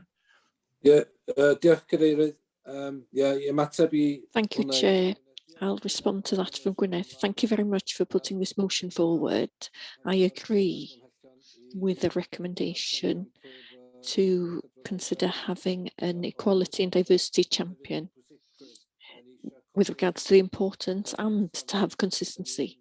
We want to raise how we look at this matter in the council, and there's also the expectations of Welsh Government.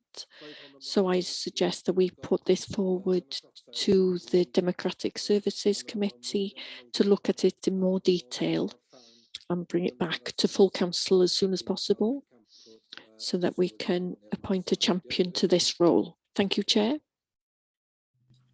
Okay, thank you, leader. We've had that as put as a proposal. Do we have a seconder? Take that forward. I'll second. Okay, Glenn. thank you very much for that. Point of order, Mr. Chair. Just before we go on, I noticed that Jeanette Chamberlain-Jones has got her hand up. So do you want to? Point of order, Chair. Go ahead, Graham. I was going to propose the question be put. We've only got half an hour for this section. Deal. Yep, yeah, we can do that. Yep. Sorry, yeah, you've had a proposal that the question be put. Somebody second Graham's proposal. Yeah. Second. I'll second Graham's, yeah. Sorry, Gwyneth. Then I think you just need to check with Councillor Kensler that she's happy with the leader's response, Yeah. and then we'll submit it back to the Democratic Services Committee and bring a report. Yes, I'm extremely happy. I did notify the leader when I presented this motion, and I'm very, very pleased that he is supportive of it, and I thank him. Okay, thanks very much. Thanks for pointing that out to me. I'd actually thought that discussion had taken place, so that's why I missed the boat a little bit. So we've had a put forward. Everybody in support of that? No, nobody against. Okay, that's brilliant. That's been moved. Okay, thank you very much. We can go on to agenda number 9, which is a motion put forward by Councillor Joan Butterfield on behalf of the Labour Group. I believe that Councillor Peter Prendergast is going to present this one. So if you can put that forward, Peter, please. Thank you very much, Chair. This is a motion on behalf of Councillor Joan Butterfield that the Council support a call for the UK Government to continue with the £20 per week enhancement to universal credit in order to support the vulnerable at a time of rising household costs and economic uncertainty. That this Council writes to our local members of Parliament to invite their support in this motion. To put it into perspective, why I've put this forward on behalf of Joan is currently the government has spent 100 million on HS2, 220 billion on Brexit, 33 billion on the bridge over to Ireland. So if they can find money for that, I'm sure they can find the money for this £20 a week. And we also need to remember the true measure of any society can be found in how it treats its most vulnerable members. Thank you. Okay, thanks very much. Is that a hand up for you, Councillor Jeanette Chamberlain-Jones? No, I've lowered it. It was on the last issue. Thank you. There's a hand up I can see somewhere. Chair, did you want me to respond as the relevant lead member? Sorry. Can we have a second of that? I'll second that, Chair. Okay. Hello, can I just come in quickly? Chair, wouldn't we normally have the lead member to respond? Yeah, we need the lead member to respond first. Julian, please. Thank you, Chair. Thank you, Peter, for bringing this before on behalf of Joan and your group. I'm sure you'll appreciate that the setting of levels for universal credit are obviously not within our remit, or indeed the remit of Welsh Government. They're a matter for the Treasury.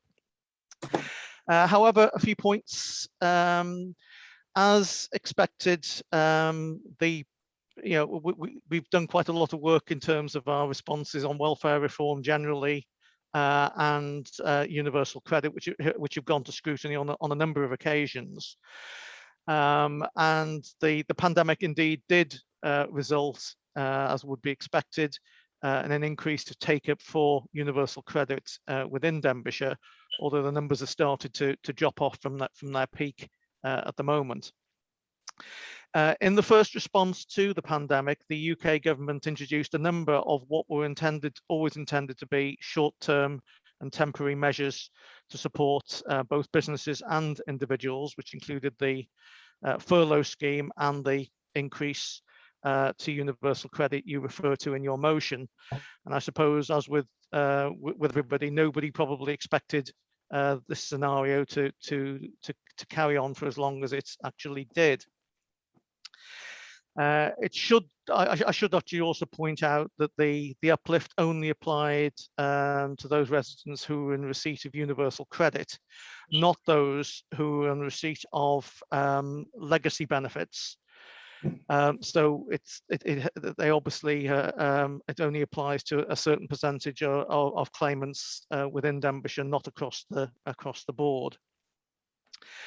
There have been a number of mitigations, both from UK government and from Welsh government, which have been introduced in terms of a reduction in the universal credit taper rate and an increase to the universal credit work allowance.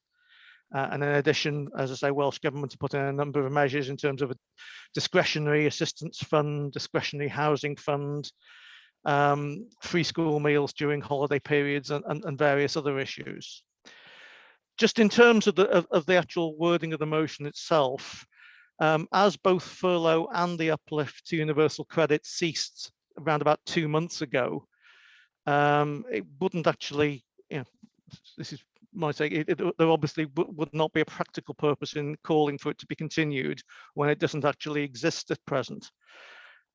Clearly, it's a matter for members as to how they want to address that, but it is something, as I say, it's outside of our remit to control, and it is something that ceased over 2 months ago.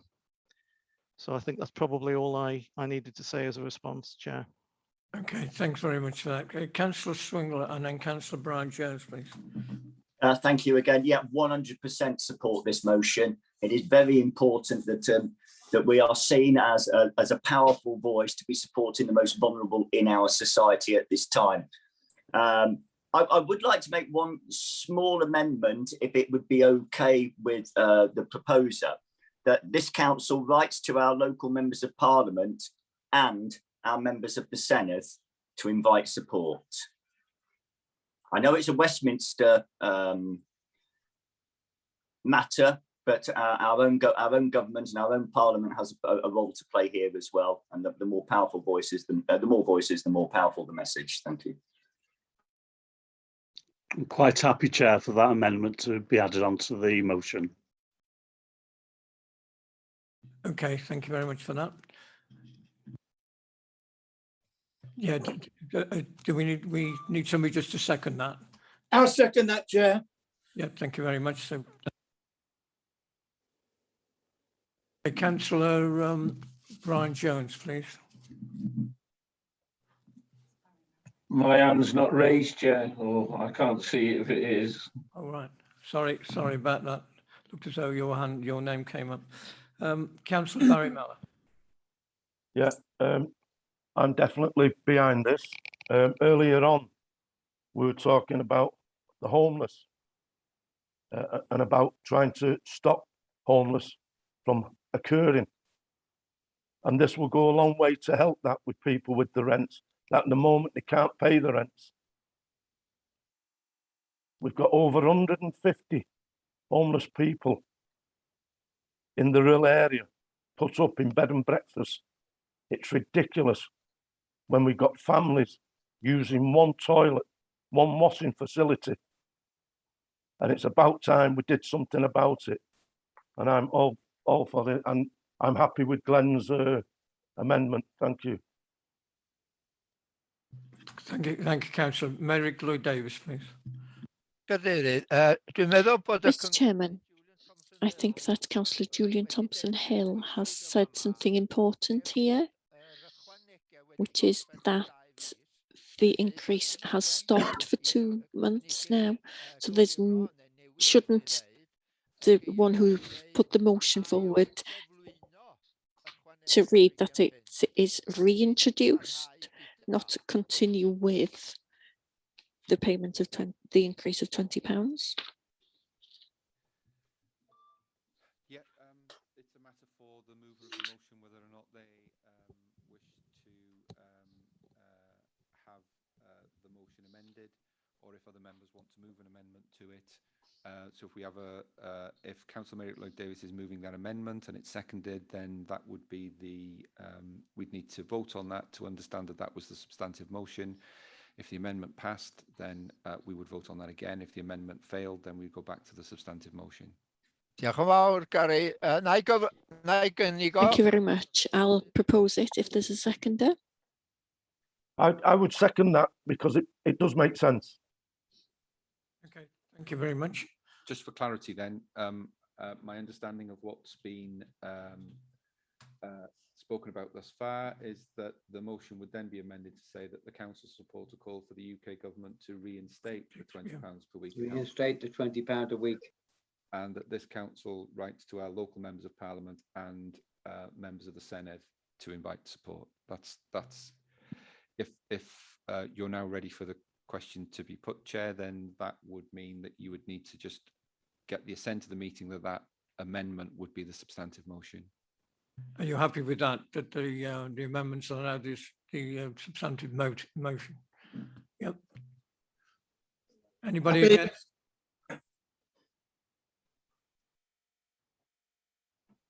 Sorry, can I ask anybody against? No, it's all right. I saw a hand up, but it was obviously a late hand.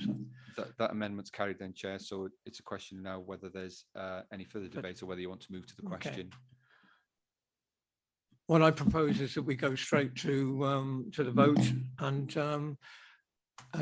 put it to. Is there anybody against this this particular motion going forward? Okay, so I assume that everybody is in favour of.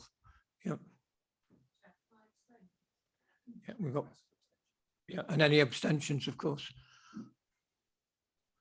Yep. Okay. Yeah, so that's carried. So thanks very much for that. Okay, that's good. So the last item is the agenda item 10, notice of motion, which is put forward by Councillor Paul Pennington on behalf of Plaid Group.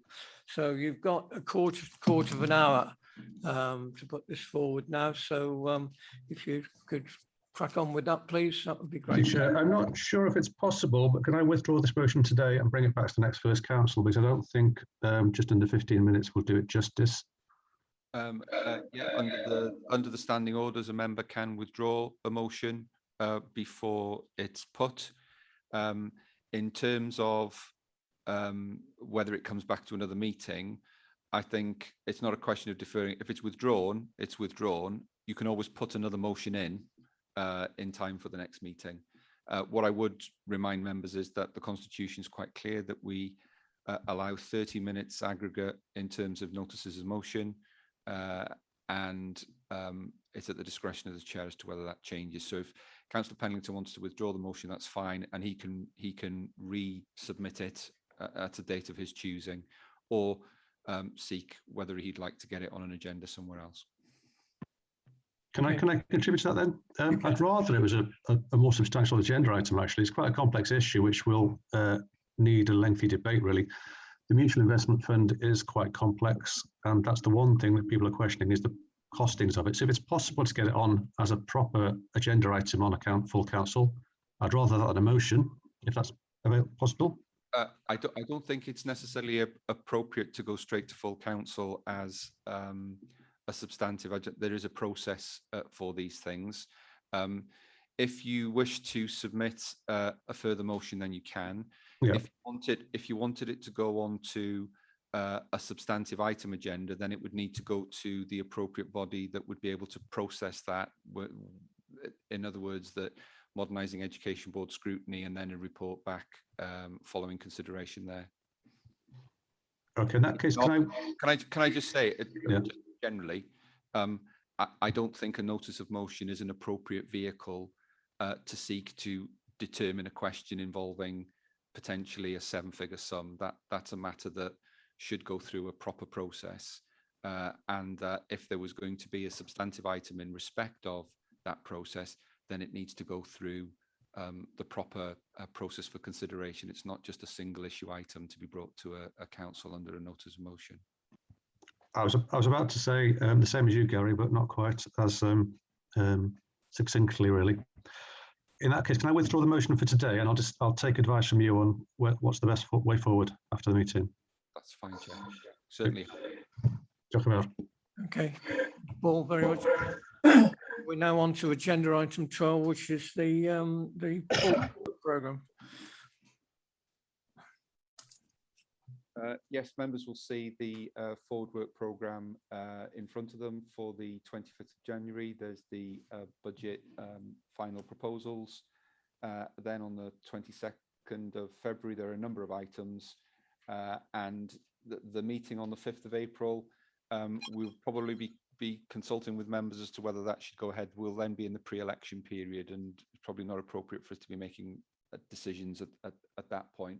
But we'll keep members informed.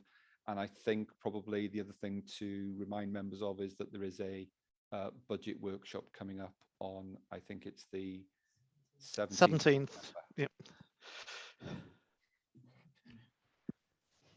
Okay, thank you very much, members. Well, that's the end of the meeting. Chair, sorry to drag the meeting on for another 10 seconds, but on January, I think if Steve is still here, we normally also have to bring the council reduction scheme paper for ratification by the end of January. That's correct. It needs to be decided before the 31st of January. So it'll come then. Okay, thank you very much, members. It's what is it, 1:50. So the meeting's come to an end. Can I just thank everybody for today's marathon performance? It's really been good and good debates, and thank you very much. And can I wish everybody a very happy Christmas and a healthy, prosperous New Year as well. So that's it. All the best. Thank you, Chair.